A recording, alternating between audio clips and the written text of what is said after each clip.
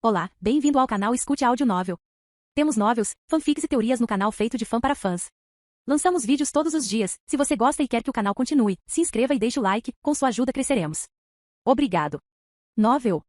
Pokémon Reencarnei como Ash. Capítulo 341. No canto da sala, um grande grupo de Pokémon se amontoou, com os olhos cheios de tristeza enquanto olhavam para a forma imóvel de Charmeleon. Scizor, Fearow, Pidgeot, Butterfree, Ivysaur, Vartortle, Ninjas, Rhyhorn, Clefable, Altair, Crabbe, Dragonair e inúmeros outros ficaram juntos, alguns com lágrimas nos olhos, enquanto olhavam para seu camarada imóvel. A sala estava silenciosa, exceto pela fungada ocasional de um Pokémon, e a única luz vinha de uma pequena luminária na mesa no canto, lançando longas sombras pela sala. Apesar das muitas frutas que foram trazidas para tentar reviver Charmeleon, ele permaneceu indiferente, a chama de sua cauda perigosamente fraca. De repente a porta da sala se abriu e Austin, Green e Yellow entraram correndo. Austin parou, seus olhos fixos na chama da cauda de Charmeleon. Quase não piscava e Austin percebeu que o Pokémon não respondia. O coração de Austin começou a disparar e sua mente projetou uma imagem mental de um Raticate moribundo sobre o corpo imóvel de Charmeleon. Lágrimas começaram a encher seus olhos quando Austin percebeu que seu amado Pokémon estava em sérios apuros. Austin se aproximou lentamente de Charmeleon, sua voz embargada enquanto falava.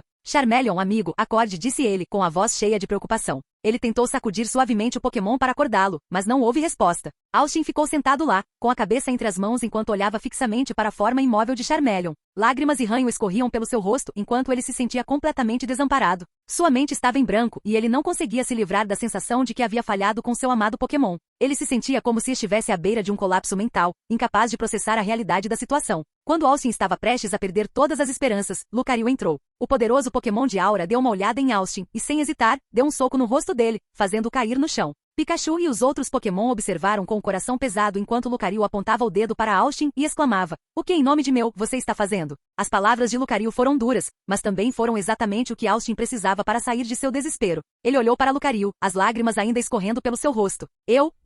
Austin gaguejou, incapaz de entender qualquer palavra enquanto os olhos vermelhos de Lucario olhavam de volta. "Este é o humano que me libertou da minha prisão? O humano que alegou querer vingança. Era tão fraco?" Lucario gritou, fazendo Austin fechar os olhos. "Oi? Não feche os olhos, você é o treinador, você é o homem desta casa. Onde está toda essa bravata? Onde está toda essa confiança?" Lucario continuou. "Não sei." Austin gritou de volta quando a expressão de raiva de Lucario se transformou em uma expressão solta, e ele se ajoelhou e disse: "Bem, precisamos dessa bravata de volta. Precisamos de você, seu maldito idiota meu. Acalme-se e diga-nos o que fazer." Com as palavras de incentivo de Lucario, Austin enxugou as lágrimas e olhou para todos os seus Pokémon. Respirando fundo, Austin disse: "Chansey, use o pulso de cura em Charmeleon. Clefable e Abra, levantem a dupla. Precisamos chegar até a enfermeira Joy. Todos os outros, voltem para suas Pokébolas." Todos assentiram enquanto Austin corria em direção ao escritório da enfermeira Joy, com Pikachu, Lucario, Green e Yellow logo atrás. O som de seus passos ecoou pelo centro Pokémon enquanto eles corriam. O único outro som era o bip silencioso das máquinas e o soluço ocasional de um Pokémon deixado para trás.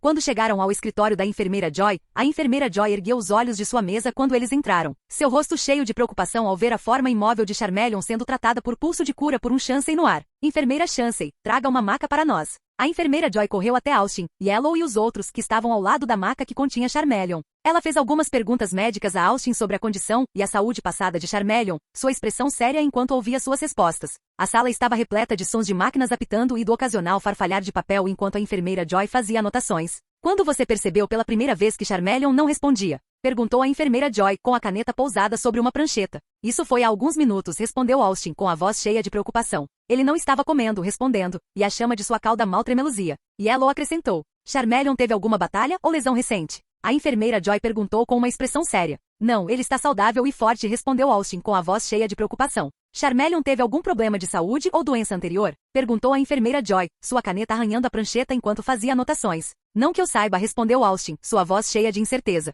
Enquanto colocavam Charmeleon na maca, a enfermeira Joy e sua equipe de Chansey o levaram às pressas para o pronto-socorro. Austin, Yellow e os demais foram parados por Chansey, que os informou que não poderiam entrar no pronto-socorro e que teriam que esperar do lado de fora. O grupo assistiu enquanto a maca era levada às pressas para a sala de emergência, com o coração pesado de preocupação. Yellow colocou um braço reconfortante em Austin, sua voz cheia de segurança ao dizer: "Vai ficar tudo bem, Austin. Charmeleon está em boas mãos." Lucario deu um passo à frente e deu um tapinha nos ombros de Austin, exclamando: "A hora de chorar e hora de agir." As palavras de Lucario pareceram quebrar as costas do camelo enquanto os lábios de Austin tremiam, e ele cerrou o rosto, tentando não chorar. "Ash, não há problema em chorar", disse Yellow enquanto se sentava e abraçava o treinador. Parecia que o mundo foi varrido de seus pés, e Austin abraçou Yellow com força, lágrimas escorrendo pelo rosto enquanto ele chorava no ombro dela. O coração de Yellow doeu por ele, e ela sabia o quanto Charmeleon significava para ele. O vínculo entre um treinador e um Pokémon era mais forte do que qualquer coisa, e ela envolveu-o com força nos braços, tentando transmitir todo o amor e apoio que tinha por ele naquele abraço. Green e Pikachu se juntaram, consolando Austin enquanto esperavam por alguma notícia sobre Charmeleon.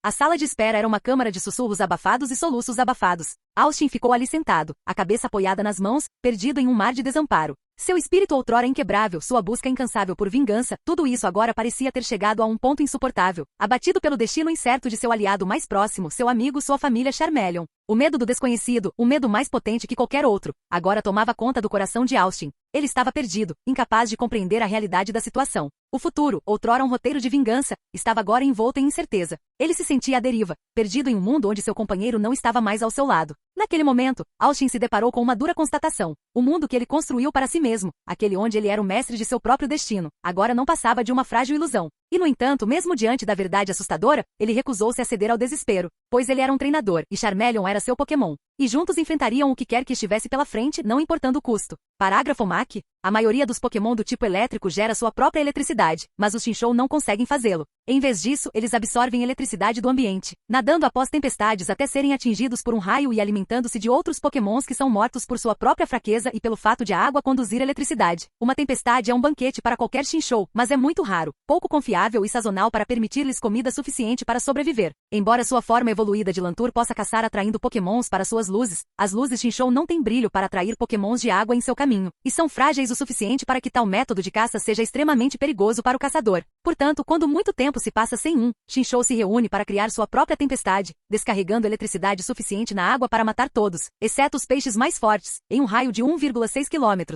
Como método de caça, é um exagero completo. O pequeno Chinchou não pode consumir tanta comida e, em vez disso, cria uma refeição farta para necrófagos como Pelipper. Chinchou entrou, portanto, na linguagem como um adjetivo para descrever qualquer coisa em que os benefícios de uma atividade são largamente compensados pela destruição que causou. Por exemplo, a agricultura de corte e queima também é chamada de agricultura Chinchou, e tal como os Chinchou que atravessam o oceano. Os agricultores que queimam florestas alternam de floresta em floresta, dando-lhes tempo para reconstruírem antes de queimarem novamente. O mesmo não pode ser dito, contudo, das muitas fábricas Chinchou em cidades como Celadon, onde fracas proteções ambientais permitem que as fábricas inundem os rios com resíduos, matando tipos de água tão certamente como os raios de uma escola Chinchou. Para essas fábricas, os próprios Chinchou estão entre as vítimas, e a água permanece venenosa durante anos, se não gerações.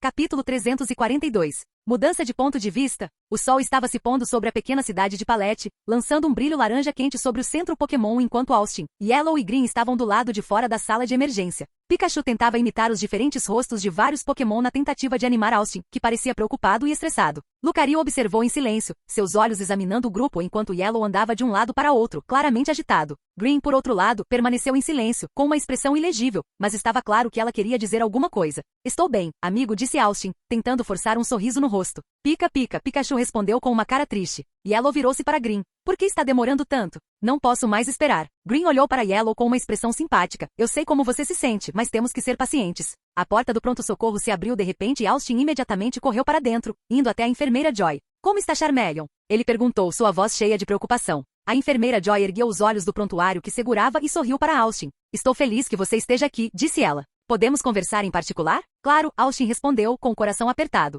Dentro da sala, a enfermeira Joy sentou-se à mesa e gesticulou para que Austin se sentasse. Tenho algumas novidades sobre Charmeleon, disse ela com a voz séria. Fisicamente, ele está saudável, mas mentalmente parece ter formado uma gaiola em torno de sua mente que o deixou em um estado de insensibilidade. O que pode ser feito? Está completamente fora de nossas mãos. A enfermeira Joy atendeu, sem tentar adoçar a notícia. Austin sentiu seu coração disparar quando o estresse da situação fez seu temperamento explodir. Não é seu trabalho ajudar Pokémon? A enfermeira Joy não pareceu ofendida com o comentário de Austin e, em vez disso, explicou que um especialista foi informado e viria amanhã para tratar Charmeleon. Ela podia ver a frustração e decepção nos olhos de Austin, mas assegurou-lhe que Charmeleon estava em boas mãos. Eu entendo, disse Austin, sua voz cheia de decepção. Obrigado por me avisar e sinto muito pela minha explosão. A enfermeira Joy sorriu e ofereceu um pirulito a Austin. Eu sei que é difícil para você, mas você deve ter paciência. Se tudo correr bem, então Charmeleon estará de volta a si mesmo em alguns dias. Austin acenou com a cabeça enquanto olhava para o pirulito em suas mãos. Obrigado. É meu trabalho. Quando Austin saiu da sala, Yellow e Green imediatamente o cercaram, perguntando o que havia acontecido.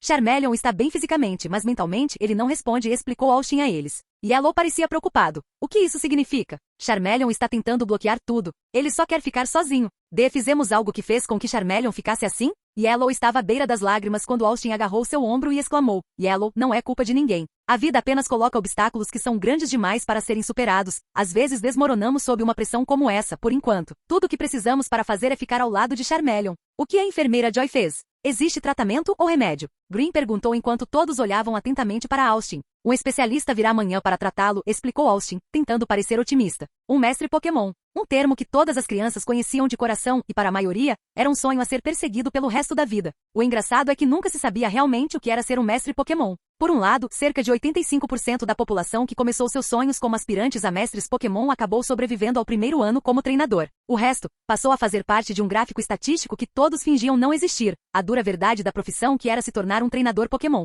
Como qualquer profissão, um treinador Pokémon exige muito dinheiro. Desde comida Pokémon até equipamentos de higiene, tudo exigia dinheiro. Casos de Pokémon abandonados podem ser vistos em todo o mundo Pokémon, de canto a pau dia, devido ao fato inegável de que eles não têm dinheiro para levantar alguns de seus Pokémon. Embora a Liga Pokémon tenha feito muitos esforços para promover o ideal de amor e amizade entre um treinador e seus Pokémon, casos de abandono ainda são comuns devido à falta de dinheiro para manter um Pokémon nas melhores condições. Os treinadores de Pokémon podem ganhar muito dinheiro através de batalhas e alugando seus Pokémon para fazendas que coletam itens como peles, garras, troca de pele, etc. de concursos que cada cidade realiza mensalmente. Mas mesmo com tudo isso, por que o número de casos de abandono só diminuiu 5% na última década? A resposta é um julgamento falso. A expressão "não morda mais do que você pode mastigar" é algo que a maioria dos treinadores novatos esquecem, pois capturam muitos Pokémon e seu falso julgamento de que podem cuidar deles resulta em Pokémon desnutridos que eventualmente são abandonados como podem. Não vence nenhuma batalha devido à sua fisicalidade. O abandono de Pokémon leva a tendências agressivas em relação aos humanos que levam ao homicídio na melhor das hipóteses e na pior das hipóteses é algo que ninguém quer ver. Para combater a questão do abandono, uma nova regra foi introduzida na Liga Pokémon há alguns anos.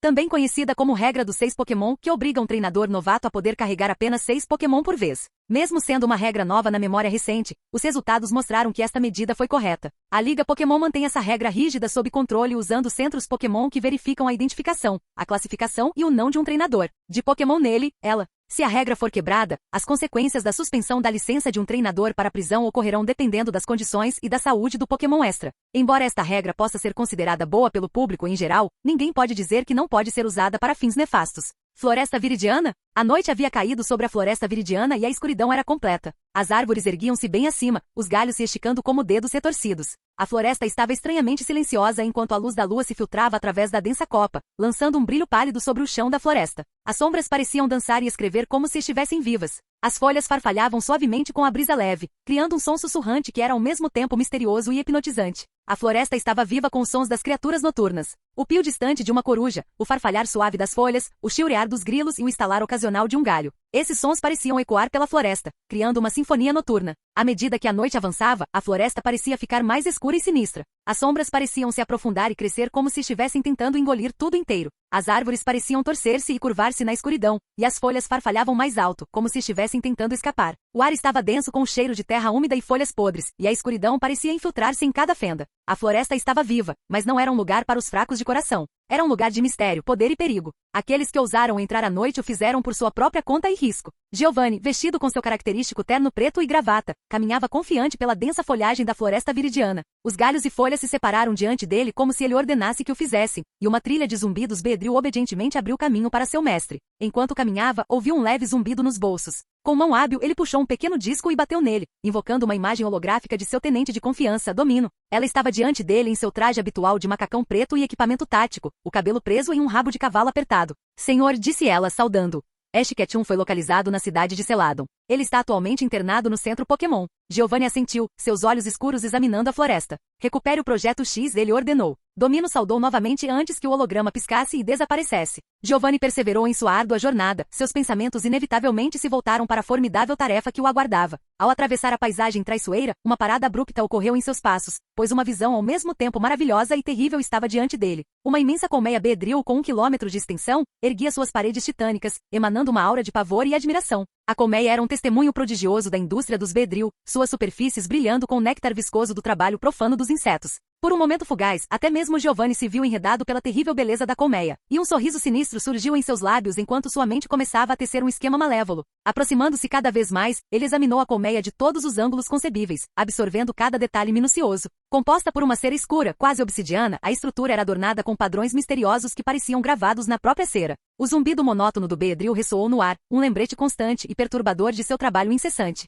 Enquanto Giovanni estava diante do monumento abominável, um sorriso sardônico tomou conta de seu semblante. Ele sabia que com esta colmeia insondável e a rainha Beedrill que habitava seus recantos, ele estaria um passo mais perto da consumação de sua ambição sinistra e definitiva. Parágrafo MAC. Muitas histórias falam dos terrores do mar, pokémons como Poliwrath ou Gyarados que poucos encontram e sobrevivem para contar a história. Muito menos, porém, discutem os camaradas de cada marinheiro, os Pokémon que são vistos não apenas como alimento ou perigo, mas como uma bênção de boa sorte para todos aqueles que os encontram. E ainda assim, quando essas histórias são contadas, elas são frequentemente lidas à luz do próprio Pokémon que é considerado seu tema, pois cada navio tem sua lanterna. O uso do lantur para a iluminação náutica é tão antigo quanto os grandes navios de madeira, pela simples razão de que alternativas como o Charmander podem causar a ignição dos barcos. Lantur, no entanto, mantém uma luz interna e há muito tempo é popular para a iluminação entre os pirófobos. Por isso foram colocados em serviço para auxiliar a navegação em noites nubladas. Eles são mais populares não por seu valor prático, mas por entretenimento. Longas viagens no mar exigem alguma forma de evitar o tédio, por isso, nas noites em que a luz das estrelas era suficiente para guiar o navio, os marinheiros passavam o tempo de inatividade amontoados em torno das luzes gêmeas brilhantes de um lantur,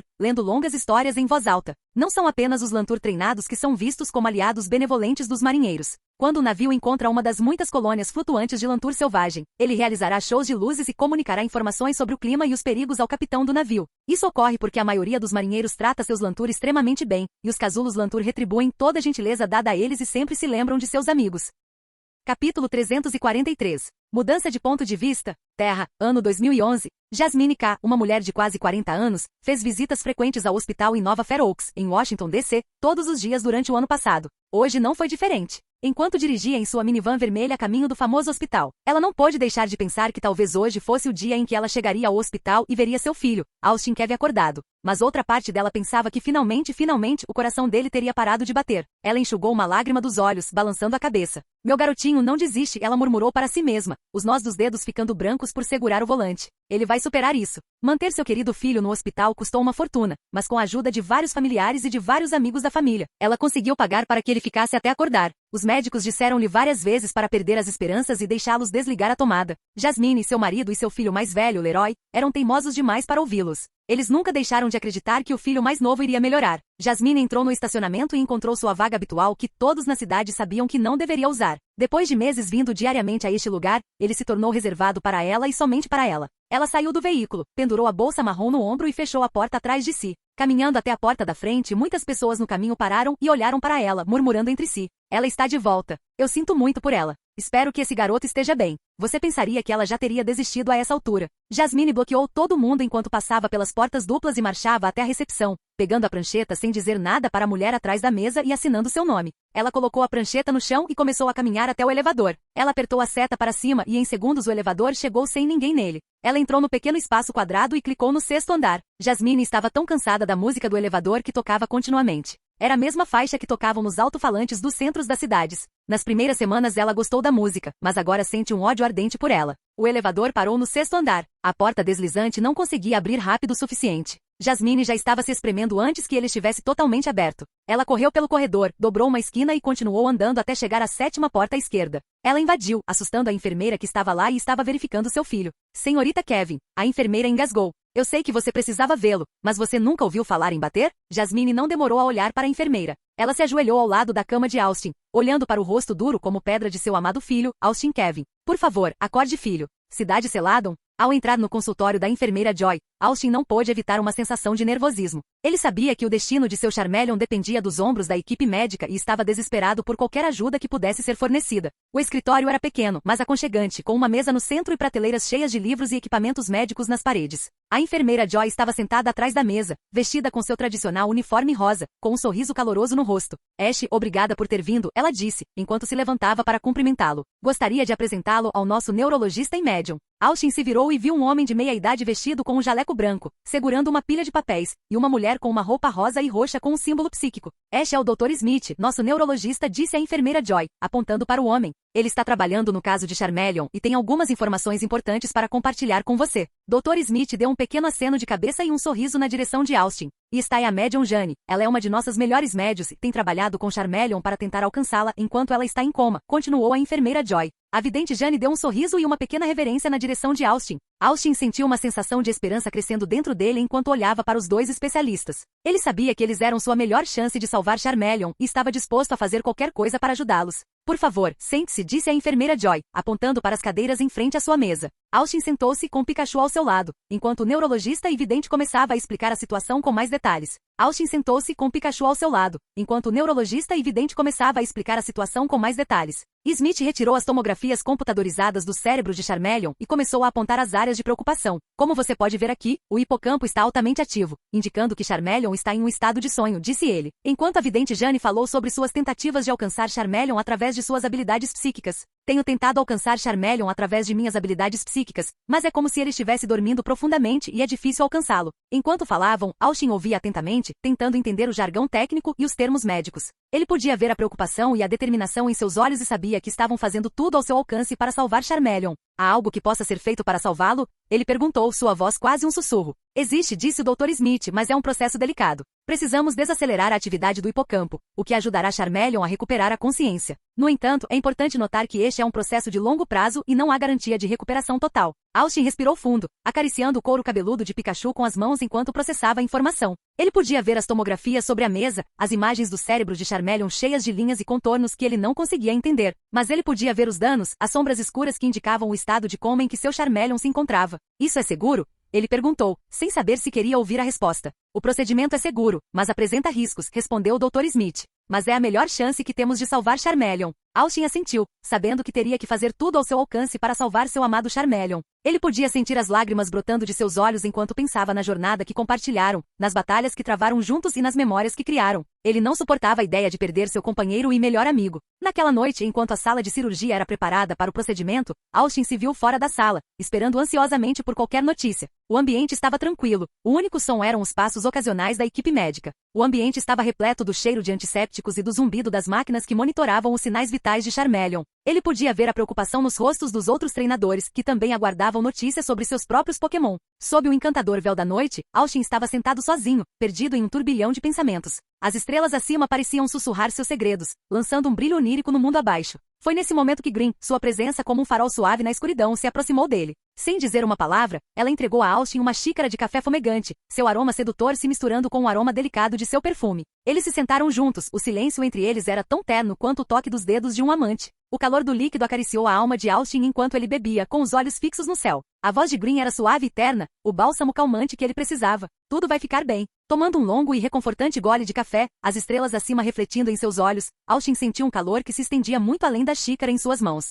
Green hesitou, seu olhar cheio de preocupação, e perguntou, Ash, você pode me dizer o que viu naquela noite? Suspirando, Austin respondeu, tem certeza que quer ouvir isso? Já que a informação não vai lhe render nenhum dinheiro no mercado negro. Ei, dinheiro não é tudo em que penso, Green protestou gentilmente, seus olhos implorando para que ele confiasse nela. Mas Austin ergueu uma sobrancelha enquanto tomava um gole de café. Então por que perguntar? Green respirou fundo, sua voz era sincera e cheia de compaixão quando ela disse, desde que você assistiu o que quer que estivesse naqueles arquivos, você tem agido diferente. Como se estivesse carregando um peso em seus ombros. Só pensei que talvez compartilhar isso ajudasse você sabe, a diminuir o fardo. O olhar de Austin encontrou o de Green, gratidão e um leve lampejo de algo mais dançando em seus olhos. Obrigado, ele sussurrou, sentindo o calor do café agora refletido pelo calor da presença dela, um bálsamo para seu coração dolorido. Parágrafo MAC. Muitas espécies de Pokémon se machucam em batalha, algumas das quais até ganharam fama por essa tendência. Staraptor é amplamente conhecido por sua coragem imprudente, enquanto Electrode tem a reputação de explodir ao perder uma batalha. E depois a Pichu, que impressiona até mesmo o Vailord com sua disposição de absorver e até mesmo ser nocauteado por seus ataques. Se ao menos eles tivessem volts para apoiá-lo.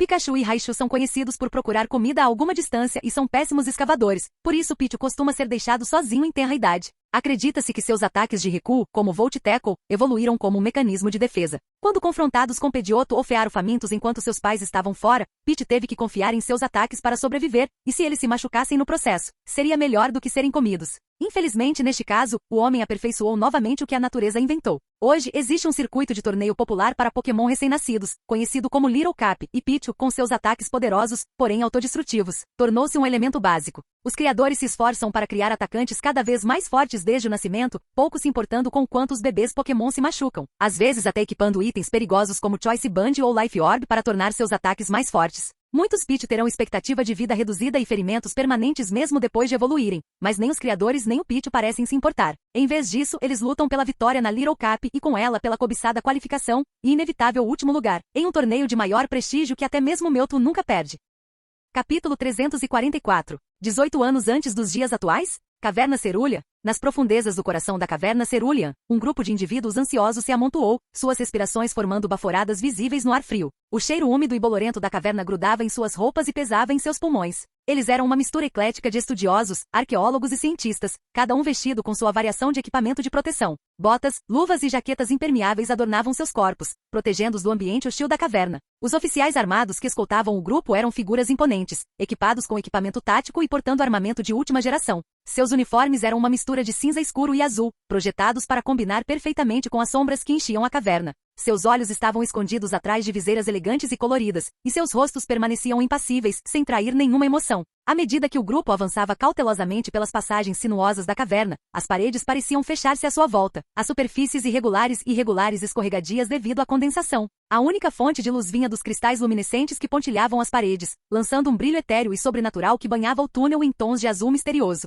O silêncio da caverna era pontuado pelos sons ecoantes de água pingando, pelo ocasional guincho distante de um Zubat e pelo barulho abafado de botas contra o chão coberto de cascalho. O ar estava denso de tensão, e os membros do grupo trocaram sussurros abafados, suas vozes quase inaudíveis acima do gotejamento incessante. Você já imaginou que encontraríamos algo assim? Murmurou uma jovem arqueóloga, com os olhos arregalados com uma mistura de medo e excitação. Nunca, nem nos meus sonhos mais loucos, respondeu um estudioso mais velho, com a voz rouca de admiração. É como se tivéssemos tropeçado em outro mundo. Ao chegarem ao centro da caverna Cerulean, o grupo parou abruptamente. Diante deles estavam as ruínas do antigo reino Índigo, Atlântida, uma visão que desafiava toda lógica e razão. A outrora magnífica cidade era agora um monumento em ruínas à sua antiga glória, com a sua arquitetura intrincada e design grandioso sucumbindo à devastação do tempo. O grupo estava à beira de uma caverna vasta e aberta, com o teto perdido na escuridão acima. Os restos da outrora grande cidade se espalhavam diante deles, envoltos em sombras e iluminados apenas pela misteriosa luz azul dos cristais da caverna. Enormes paredes de pedra com superfícies marcadas por rachaduras e vinhas rastejantes cercavam as ruínas, um testemunho da fortaleza que outrora protegeram.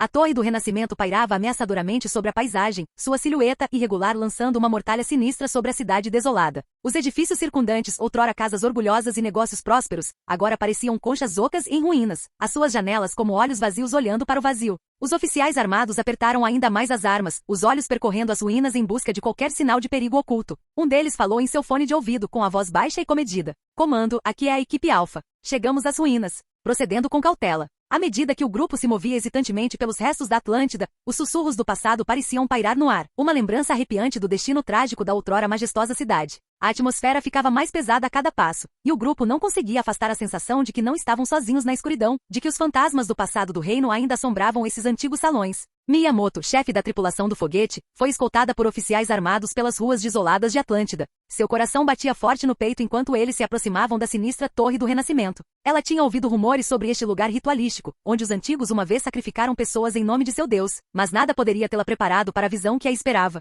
Ao entrarem na torre, o ar ficou mais frio e o cheiro de decomposição pairava pesadamente no ar. As paredes da torre eram adornadas com esculturas complexas e afrescos desbotados, retratando cenas de cerimônias antigas e das pessoas que viveram nesta cidade outrora próspera. Os oficiais armados permaneceram vigilantes, seus olhos examinando constantemente as sombras em busca de qualquer ameaça potencial, enquanto guiavam Miyamoto para o interior da torre. A escada em espiral que levava ao coração da Torre do Renascimento era traiçoeira, seus degraus de pedra escorregadios pela umidade e desgastados pelos séculos de uso. Miyamoto agarrou-se ao corrimão frio e úmido, os nós dos dedos ficando brancos enquanto subia cada vez mais alto. O som rítmico de suas botas nos degraus de pedra ecoava por toda a câmara, acompanhado pela respiração tensa e superficial dos oficiais armados. Finalmente chegaram a uma grande câmara, o epicentro dos antigos rituais. O ar lá dentro estava enervantemente parado, e a atmosfera opressiva da sala parecia pressioná-los por todos os lados. No centro da câmara havia um grande altar com a superfície manchada pela passagem do tempo e pelos restos de sacrifícios há muito esquecidos. Quando Miyamoto se aproximou do altar, ela não pôde deixar de notar o intrincado mural que adornava a parede atrás dele.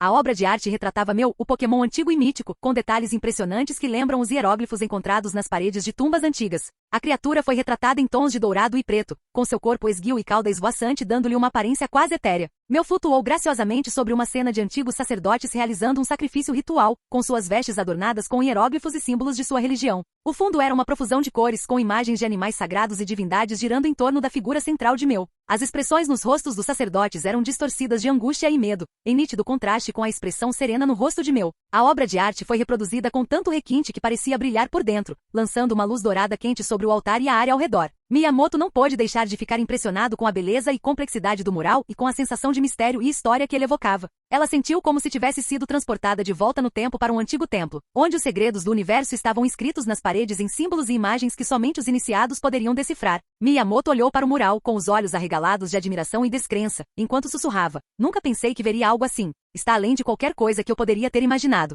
Um dos oficiais armados, um homem de rosto severo e voz rouca, falou: "Mantenha a guarda alta, Miyamoto. Não sabemos o que ainda resta nessas ruínas. Traga os outros rapidamente. Precisamos que eles transfiram essas ruínas para a base e digam a Madame Boss que podemos ter descoberto onde Mel está escondido." Miyamoto exclamou enquanto olhava para os antigos hieróglifos nas paredes. Região de Oen? Na vasta extensão do oceano, as águas de Oen se estendiam até onde a vista alcançava. A brisa salgada carregava consigo o leve aroma de algas marinhas e água salgada, misturando-se ao aroma picante das flores tropicais que desabrochavam ao longo da costa acidentada. As ondas batiam contra os penhascos rochosos, lançando plumas de espuma branca em cascata no ar. Mas nas profundezas dos oceanos da região de Oen havia uma ilha mítica, escondida do resto do mundo. A ilha estava envolta em uma névoa espessa que lhe conferia uma qualidade etérea, fazendo-o aparecer quase de outro mundo. A névoa rodopiava e redemoinhava ao redor da costa da ilha, aumentando o ar de mistério e intriga que cercava o paraíso escondido. A ilha era uma paisagem exuberante de florestas tropicais, cachoeiras e grutas escondidas. A densa folhagem da copa da floresta sombreava o chão da floresta abaixo, criando um efeito salpicado de luz e sombra. Flores de todos os tons e formas floresceram entre a folhagem, seu doce perfume flutuando no ar. A ilha foi o lar de uma série de Pokémon raros e exóticos, criaturas que não podiam ser encontradas em nenhum outro lugar do mundo. À medida que os visitantes se aventuravam na ilha, eles tinham vislumbres dessas estranhas e maravilhosas criaturas voando por entre as árvores, mergulhando em piscinas escondidas e pairando no ar. Tinha sido um verdadeiro jardim do Éden, repleto de vida e vitalidade. O sol mal havia nascido no horizonte quando os primeiros raios de luz começaram a se filtrar através da densa folhagem das florestas da ilha. O ar estava calmo e silencioso, interrompido apenas pelo chilrear suave dos pássaros e pelo farfalhar das folhas na brisa matinal. Nas árvores acima, Pokémon estranhos e maravilhosos voavam de galho em galho, sua plumagem de cores vivas era um borrão de movimento contra a copa green. Um grupo de Swablu, com suas penas brancas e fofas, foi visto pulando entre os galhos enquanto um par de vibrava voava em torno um do outro em uma dança intrincada. No chão da floresta havia criaturas chapinhando em piscinas escondidas, seus corpos lustrosos e brilhantes na água fria. Um grupo de Marill, com seus corpos azuis redondos e pelo branco na barriga, foi visto brincando nas águas rasas, enquanto um Lotad descansava em uma poça próxima. E então, ao longe, uma sombra passou por cima revelando-se uma criatura majestosa voando pelo ar com asas largas e poderosas. Seu corpo estava coberto de escamas iridescentes, brilhando à luz da manhã. Sua cabeça era coroada por uma crista feroz e extensa, e seus olhos brilhavam com inteligência e astúcia. À medida que a criatura se aproximava, alguns Pokémon perceberam que se tratava de um Pokémon lendário, uma criatura mitológica e lendária que dizia possuir poderes e habilidades incríveis.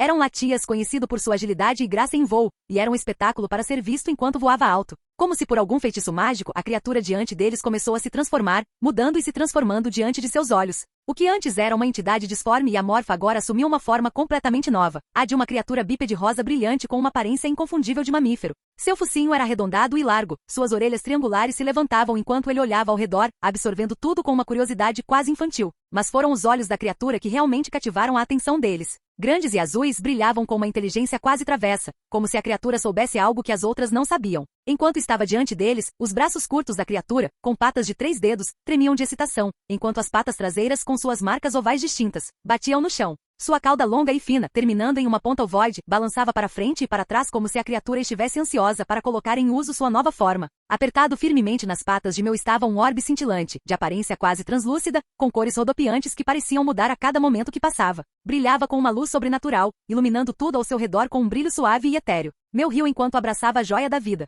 Nenhum Pokémon ou humano poderia entender o que meu fez para adquirir este artefato místico. Sablu olhou para meu com olhos arregalados e adoradores, paralisado pelos movimentos graciosos e pela beleza sobrenatural da criatura. Enquanto observava, uma pequena coleira em volta do pescoço apitou, sinalizando que era hora de atirar. Com um pequeno grito de reconhecimento, Sablu voltou seu olhar para a câmera, suas asas batendo suavemente em antecipação. Com um movimento hábil, ele tirou uma foto de meu, capturando a forma da criatura em toda a sua glória, e a joia da vida agarrou-se firmemente em suas patas. Quando a câmera clicou, a imagem foi enviada de volta para a base da equipe Rocket. Equipe Base Rocket? Madame Boss estava sentada em seu escritório espaçoso, com o cheiro de charutos e conhaque permeando o ar. Seu cabelo escuro estava preso em um coque severo, e seus lábios vermelhos estavam torcidos em uma carranca contemplativa. À sua frente, Getsis estava com os braços cruzados, o terno preto e a gravata vermelha aumentando sua figura já imponente. À direita de Madame Boss estava Giovanni, seus olhos tão penetrantes quanto seu terno sob medida, um sorriso malicioso nos lábios. Enquanto Madame Boss contemplava a imagem de Meu e a joia da vida em sua tela, sua mente fervilhava de possibilidades. Ela sabia que a chave para o poder supremo estava na joia da vida e com Meu em vista, eles estavam um passo mais perto de alcançar seu objetivo final. Com o movimento do pulso, ela se virou para Getsis. Entre em contato com Miyamoto e sua equipe, disse ela. Diga a eles para observarem Meu por enquanto. Precisamos de mais informações antes de agirmos. Getsis assentiu, seus olhos percorrendo a imagem na tela e Madame Boss. Entendido, disse ele. Mas e aquele orbe que Meu está carregando? Algo deve ser feito a respeito, madame. Madame Boss sorriu, seus olhos brilhando com malícia. Ainda não, disse ela. Mas com Meu em vista teremos isso em breve. Giovanni não disse nada, sua mente já formulava seu próprio plano. Ele se virou para sair da sala, mas não antes de dar um sorriso malicioso para Madame Boss. Ela sabia que o que quer que ele tivesse em mente certamente seria mortal. Quando a porta se fechou atrás dele, Madame Boss voltou-se para Getsis. Fique de olho em Miyamoto e sua equipe, disse ela. Não quero que nada escape dos nossos dedos. Getsis assentiu, seus olhos nunca saindo da tela. Enquanto Madame Boss se recostava em sua cadeira de couro, o som da respiração deles enchia a sala, pontuado pelo bip ocasional do computador. Lá fora, o zumbido das máquinas e a agitação dos agentes enchiam os corredores da sede da equipe Rocket.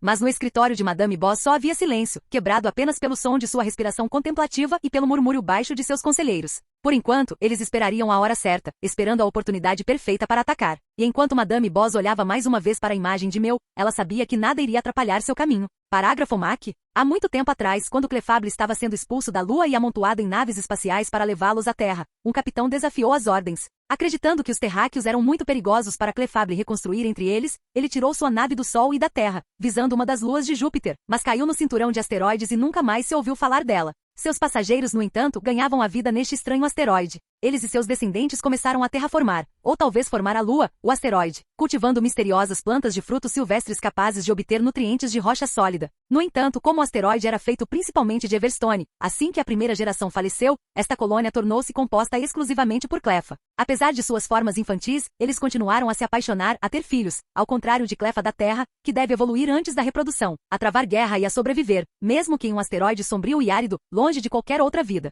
As colisões com outros asteroides são frequentes e, de vez em quando, um meteoro grande o suficiente para conter um Clefa é desalojado do asteroide principal. Normalmente, isso resulta em uma vida lenta e solitária, separada de todos os outros que conhecem, até chegarem muito perto do Sol e queimarem, ou vagarem sem rumo pelo cinturão de asteroides até o fim de seus dias. Muitos desses meteoros, no entanto, chegaram ao nosso planeta. Os Clefa que os montam logo evoluem para Clefaire, mas eles não se juntam a seus irmãos nas danças lunares e nas orações. Isso ocorre porque eles não anseiam pela Lua, mas são gratos por viver na Terra.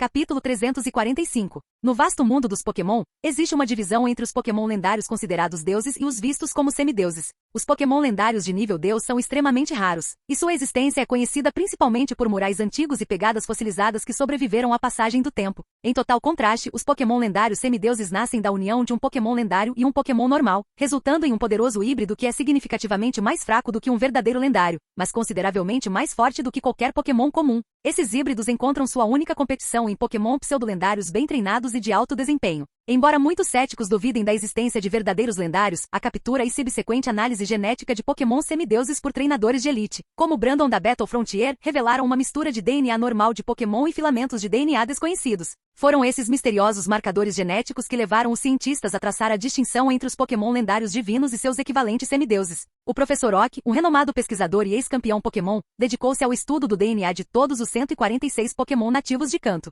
Sua descoberta inovadora de um único filamento de DNA comum comum em todas as espécies de Pokémon o levou a concluir que Mew, o enigmático e antigo Pokémon, era o ancestral de todos os Pokémon. Apesar das críticas iniciais, a pesquisa do professor Oak obteve um apoio significativo da Igreja de Mew, levando-o à fama internacional como o principal pesquisador Pokémon do mundo. No entanto, poucos estão cientes de uma descoberta muito mais surpreendente feita pelo professor Oak. Ao examinar o sangue de humanos psíquicos, ele encontrou o DNA de Mew em quantidades muito maiores. O DNA parcialmente ativo de Mew em médios o levou a se aprofundar em murais e textos antigos fornecidos pela Igreja de Mew. Oak fez uma revelação chocante que escolheu manter em segredo. Mew, o Pokémon lendário, ajudou a moldar a própria humanidade. Temendo a potencial eclosão de um conflito religioso, Oak nunca divulgou esta informação. À medida que sua pesquisa avançava, o professor Oak começou a identificar um grupo seleto de Pokémon que não apenas não possuíam descendentes de semideuses, mas também serviram como guardiões da humanidade ao longo da história. Entre estes estavam Mew, o deus da vida e do renascimento, que moldou a humanidade, Celebi, o senhor do tempo, que ajudou os humanos durante eventos apocalípticos, e Jirachi, o realizador de desejos que concedeu ao rei Midas seu toque de ouro.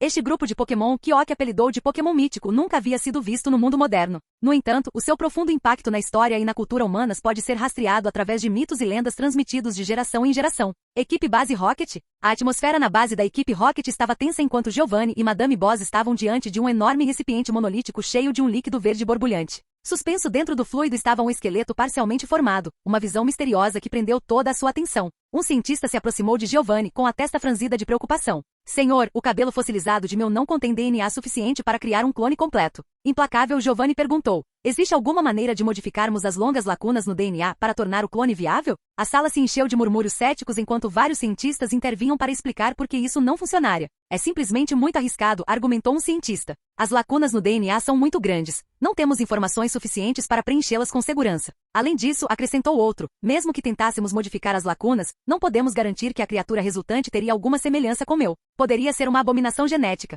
Um terceiro cientista concordou, afirmando: a integridade da sequência de DNA é crucial para o sucesso deste projeto. Adulterá-la poderia levar a consequências desastrosas, tanto para o clone quanto para nós. Enquanto os cientistas debatiam, Madame Boss riu, seu olhar mudando para Getsis. Algum relato de Miyamoto sobre nosso querido Mew? Ela ordenou, sua voz cortando o barulho. A pergunta pairava pesadamente no ar, a sala inteira aguardava ansiosamente notícias de sua esquiva presa. Região de Oen, ilha distante? A beleza serena e intocada da ilha Farava parecia estar a um mundo de distância da intervenção humana. No entanto, escondido nas profundezas da floresta exuberante, um discreto bunker da equipe Rocket estava escondido até mesmo dos mais olhos treinados. Lá dentro, um jovem cientista chamado Dr. Thomas espiava ansiosamente através de uma janela de observação bem escondida, com os olhos grudados no brincalhão Mew brincando na floresta. A luz do sol atravessava a copa acima, lançando sombras salpicadas no chão da floresta enquanto Mew saltava graciosamente de galho em galho, sua forma delicada quase dançando com o vento. O coração do Dr. Thomas disparou de excitação enquanto ele gravava notas detalhadas usando um gravador de voz, capturando cada momento do comportamento do esquivo Pokémon.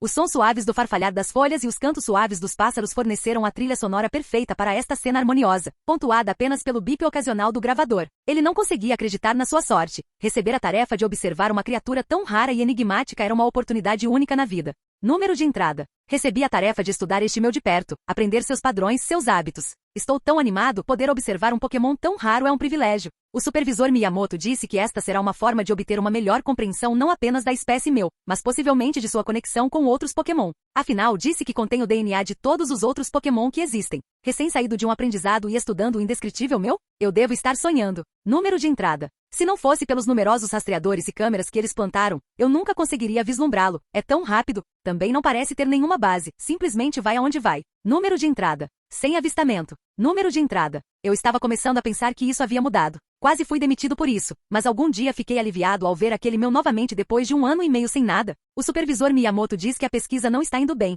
Não vou dizer o que precisa saber, mas espero poder recuperar algo especial para eles, afinal, isso é para a melhoria dos Pokémon. Número de entrada. Os hábitos de Mew sempre foram tão erráticos, mas recentemente isso começou a mudar. Agora parece continuar voltando para uma área que triangulamos. Há muita comida e água fresca, então acho que ele quer se contentar com alguma coisa. Não pensei que isso fosse possível, honestamente. Número de entrada. Algo não está certo com isso. Ele está com muito menos energia agora, parando para descansar na área mapeada por cada vez mais tempo e também comendo com mais frequência. Número de entrada. Instalei as câmeras térmicas na área designada para observar Mew. Tive um vislumbre dele hoje, parecendo absorver um objeto brilhante que acredito ser a joia da vida. É fascinante testemunhar tal evento. Continuarei monitorando os movimentos de Mew para documentar quaisquer mudanças de comportamento. Número de entrada. Mew parece estar exibindo algum comportamento incomum. Percebi que ele tem descansado com mais frequência e consumido maiores quantidades de comida. Suspeito que isso possa estar relacionado à absorção da joia da vida. Vou acompanhar de perto suas atividades. Número de entrada. Fiz uma observação inovadora hoje. Parece que meu não está botando um ovo, como seria de esperar de um Pokémon, mas sim carregando sua prole em seu ventre. Esta é uma descoberta notável,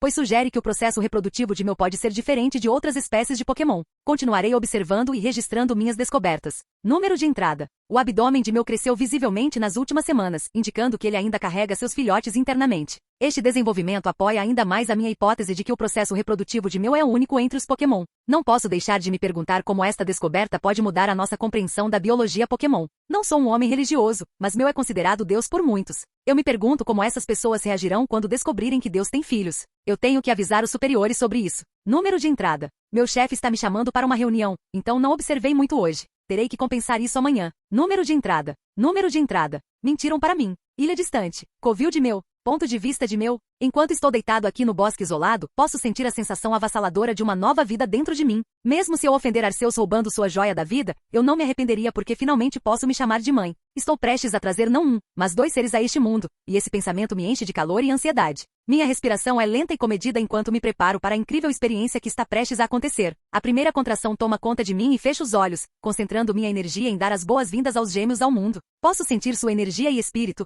tão singularmente individuais, mas lindamente conectados. A dor se intensifica a cada momento que passa, mas sei que tudo valerá a pena quando eu segurar meus recém-nascidos nos braços. À medida que o trabalho de parto avança, encontro consolo na tranquilidade do bosque, com o farfalhar suave das folhas e o riacho suave oferecendo conforto e segurança. A presença de outros Pokémon na área é sutil, como se eles também entendessem o significado deste momento. Finalmente chegou a hora. Com o último empurrão, sinto os gêmeos emergirem ao mundo. Seus corpos minúsculos e delicados são uma prova do milagre da vida. Miau. Eu os ouço, posso ouvir seus batimentos cardíacos. Estes são os meus filhos. Exausta e enfraquecida pelo parto, aproximei-me dos meus gêmeos recém-nascidos com movimentos lentos e deliberados. Eu ainda podia ver a placenta presa ao meu útero, uma lembrança visceral do milagre que acabará de acontecer. Ao me aproximar dos meus filhos, uma explosão repentina sacudiu a caverna, lançando uma chuva de destroços no ar. Uma garra metálica passou pela abertura, agarrando meus preciosos bebês e puxando-os de mim enquanto eu tentava reunir minha força. Mas rapidamente descobri que meus poderes psíquicos ricocheteavam na garra como se estivessem revestidos por uma aura sombria. Ao recuar, a garra quebrou completamente a parede da caverna, revelando um enxame de helicópteros pairando ameaçadoramente acima, com seus rotores cortando o ar. No chão, uma armada de veículos e centenas de Pokémon do tipo Dark me encararam com intenções maliciosas.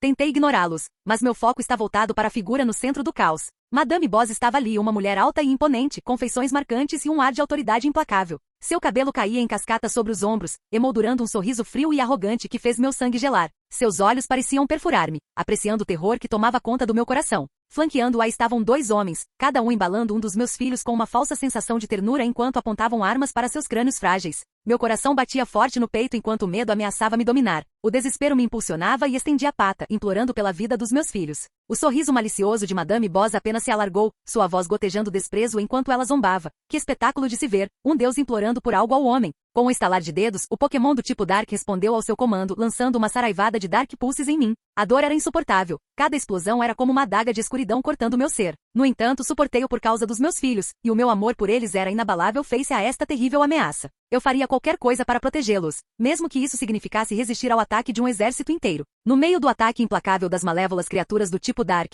tiros reverberaram pela extensão cavernosa. Mesmo enquanto eu suportava valentemente o ataque violento, uma força irresistível me obrigou a dar uma olhada na origem do barulho terrível. Meu coração estremeceu, quase quebrando, ao contemplar as formas inertes de minha amada prole, lançadas sem cerimônia ao chão frio e implacável. Madame Boss, uma mulher de crueldade indescritível, gritou para os homens, sua voz era uma cacofonia de raiva e descrença. O que é que você fez? Ela exigiu, com os olhos arregalados de fúria e choque. Minha dor e meu horror, antes contidos nos frágeis limites da sanidade, agora deram origem a um grito primordial que abalou os próprios alicerces da terra. Energias psíquicas, invisíveis, mas inegavelmente potentes, enrolaram-se em torno dos nefastos Pokémon do tipo Dark e dos miseráveis humanos que os serviram. Eles foram içados no ar, meros brinquedos no meio do meu desespero insondável. Com as patas cerradas numa tentativa fútil de me agarrar aos restos de uma realidade despedaçada, concentrei toda a força da minha angústia naqueles que a causaram. Num instante horrível, cada vida foi extinta, suas formas reduzidas a montes irreconhecíveis de sangue. As únicas almas poupadas da minha ira foram os guardas execráveis que puxaram o gatilho, Miyamoto e outro, com os rostos gravados para sempre na minha memória.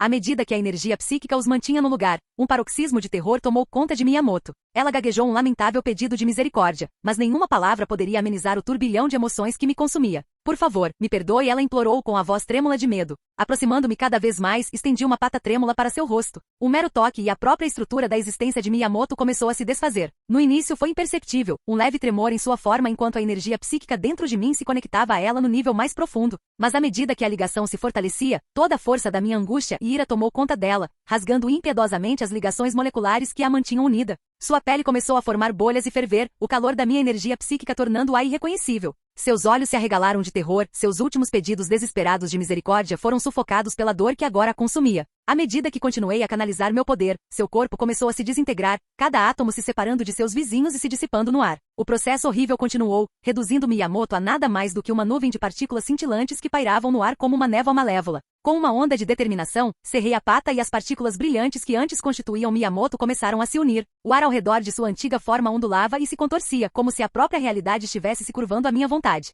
Canalizando uma demonstração indescritível de poder, forjei um novo ser a partir dos restos de sua forma desintegrada, uma quimera grotesca que desafiava a compreensão. Esta criatura terrível era uma fusão de humano e Pokémon, seus membros e características eram um amálgama doentio dos dois. A pele da quimera era uma colcha de retalhos de escamas e carne, e seus olhos, antes cheios de medo, agora carregavam um vazio que me arrepiou profundamente. Seu corpo retorcido se contorcia, uma prova das forças não naturais que lhe deram vida. Neste momento terrível, criei uma abominação que desafiava as próprias leis da natureza. Pairando sobre a criação monstruosa, permiti que uma única gota do meu sangue caísse sobre ela. Quando a gota carmesim atingiu sua forma disforme, uma maldição se enraizou, ligando a quimera a um destino de sofrimento eterno por seu pecado imperdoável. Os gemidos angustiados da criatura enchiam o ar, uma sinfonia terrível que servia como um lembrete da profundidade ilimitada da dor de uma mãe e até onde ela iria para vingar seus filhos. Uma câmera, posicionada discretamente dentro da caverna, capturou cada ação de meu. Com o coração partido, meu desceu até as formas sem vida de seus filhos, tocando suavemente seus pequenos corpos. Quando suas patas fizeram contato, ocorreu uma transformação, suas formas foram reduzidas a feixes etéreos e cintilantes de luz dourada. Dominada pela dor, meu caiu no chão, seus gritos ecoando pela câmara desolada. Dentro do interior mal iluminado da base da equipe Rocket, Giovanni e Getsis ficaram lado a lado, com os olhos fixos em uma tela que exibia as ações tristes de meu. Uma diversão sinistra dançou em seus olhos enquanto observavam a exibição comovente se desenrolar. Getsis virou-se para Giovanni, com um sorriso torto no rosto. Você se superou, Giovanni, disse ele com a voz cheia de malícia. Eliminar Madame Boss através de Miyamoto foi um golpe de mestre. Giovanni riu em resposta, sua risada fria e desprovida de empatia. Era apenas uma questão de convencê-la a teletransportar os filhos de meu com clones defeituosos. Ele voltou seu olhar para os grandes recipientes monolíticos cheios de líquido verde que dominavam a sala. Suspensos dentro dos contêineres, dois corpos minúsculos flutuavam em um silêncio sinistro, os filhos de meu. Uma sensação perversa de satisfação tomou conta dos dois homens enquanto eles se deleitavam com seu esquema distorcido. Sem o conhecimento de meu, sua angústia e desespero influenciaram diretamente seu plano malévolo, deixando-os prontos para explorar todo o potencial de sua lendária descendência. Fracasso, fracasso, fracasso. É como nos testes anteriores. Mesmo com um fóssil de meu, o seu ADN é simplesmente demasiado instável para criar um clone viável, não com tantas lacunas, nem mesmo quando as preenchemos com outras espécies. Receio que o projeto esteja fadado a continuar sendo um sonho, não importa quantos anos tenhamos investido nele. Meu está prestes a dar à luz, chamamos cada recém-nascido de Meuto. Nenhum de nós tinha interesse na tagarelice do estagiário sobre o que meu gosta de comer, mas uma descoberta foi feita. Tenho orgulho de ser um cientista e um pesquisador Pokémon respeitável, mas suponho que renunciei ao meu direito de me considerar respeitável quando concordei em participar deste projeto. O fóssil não foi suficiente, mas os bebês serão suficientes. Teria sido preferível ter embriões, mas não temos esperança de capturá-los antes de serem entregues. Uma equipe de extração será enviada nas próximas 24 horas. Faremos o que for necessário e em nome deste avanço científico levaremos este projeto até o fim. Teremos nosso Meuto. Não vou falhar novamente. Desta vez vou trazer você de volta, minha querida filha, Leaf Green. A noite estava envolta em escuridão, e o único som que podia ser ouvido era o lamento triste de meu, encolhido dentro de sua caverna. Ela olhou para o local onde seus filhos haviam sido tirados dela, perdida em um momento de desespero. A própria realidade começou a deformar-se e a torcer-se, como uma tapeçaria que tivesse sido puxada das duas pontas. A própria estrutura da existência estava sendo esticada, e no meio dessa transformação sobrenatural, o Pokémon desconhecido se reuniu em uma forma semelhante a um olho. Suas formas eram mutáveis e amorfas, mudando à vontade como fantasmas saídos de um pesadelo. Sua carne era doentia, de um cinza translúcido, e seus olhos eram poços negros de desespero. À medida que assumiam sua nova forma, meu podia sentir a própria essência da realidade sendo desfeita. O olho que eles formaram era como uma janela para outro mundo, um reino escuro além do véu da sanidade. Sua pupila dilatava e contraía, quase como se estivesse tentando comunicar algo a Mew. Ela estremeceu ao pensar nos horrores que poderiam estar além daquele portal e tentou se afastar dele. Mas o Pokémon desconhecido era muito poderoso e muito desumano em suas habilidades. Eles continuaram a olhar para ela, suas formas pulsando e mudando na escuridão. Mew podia sentir o peso do olhar dele sobre ela, e isso a encheu de uma sensação de pavor da qual ela não conseguia se livrar. Foi então que Giratina apareceu, sua forma pairando sobre ela como um antigo titã. Sua voz era como um trovão, sacudindo a terra sob seus pés. Não tenha medo, minha irmã, disse ele. Vim lhe oferecer um presente. Mew hesitou, sem saber o que ele queria dizer. Por que você está aqui, Giratina? Ela sussurrou, uma pitada de medo em sua voz. Giratina riu, o som irritando Mew. Vim consolar minha irmã por sua perda, disse ele. Mew estreitou os olhos, a suspeita rastejando em sua mente. O que você quer? Ela perguntou.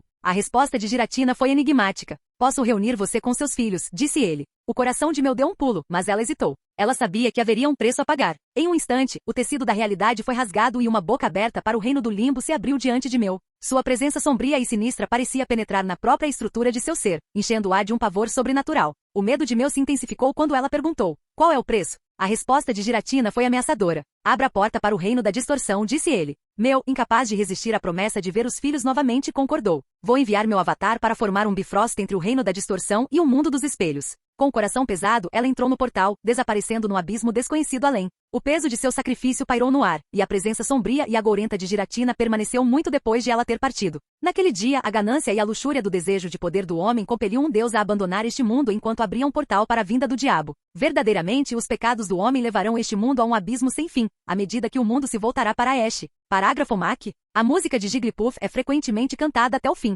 embora apenas os insones e outros Jigglypuff tenham tido a oportunidade de ouvi-la até o fim. A canção de Jigglypuff, por outro lado, nunca foi gravada na sua totalidade, nem há hoje ninguém vivo que possa afirmar verdadeiramente tê-la ouvido. Jigglypuff, como muitos bebês Pokémon, tem dificuldade em permanecer acordado nos melhores momentos. Mesmo um leve esforço físico pode levá-los a dormir facilmente, e eles ainda não treinaram seus ouvidos para resistir ao poder fascinante e soporífero de suas cordas vocais. A maioria das músicas do Jigglypuff termina depois de alguns compassos, sem que ninguém, exceto o cantor, adormeça. Alguns dos de nível mais alto conseguem passar pelos primeiros versos, fazendo com que os já cansados finalmente fechem os olhos. Com a ajuda de Chesto Berries, alguns cantaram por mais de 3 minutos antes de cochilar, até mesmo fazendo a maior parte do público dormir antes que ficasse sem energia. Está registrado em textos antigos que uma vez um Jigglypuff terminou sua melodia. Disse que a beleza da sua canção fez com que os exércitos de duas nações em guerra se recusassem a lutar, e os reis desses países, outrora inimigos ferrenhos, tornaram-se amigos e aliados para o resto dos seus dias. Alguns, em busca da paz mundial, tentaram fazer Jigglypuff cantar mais uma vez, mas tudo o que ganharam com seu esforço foram Pokémon exaustos e cochilos involuntários.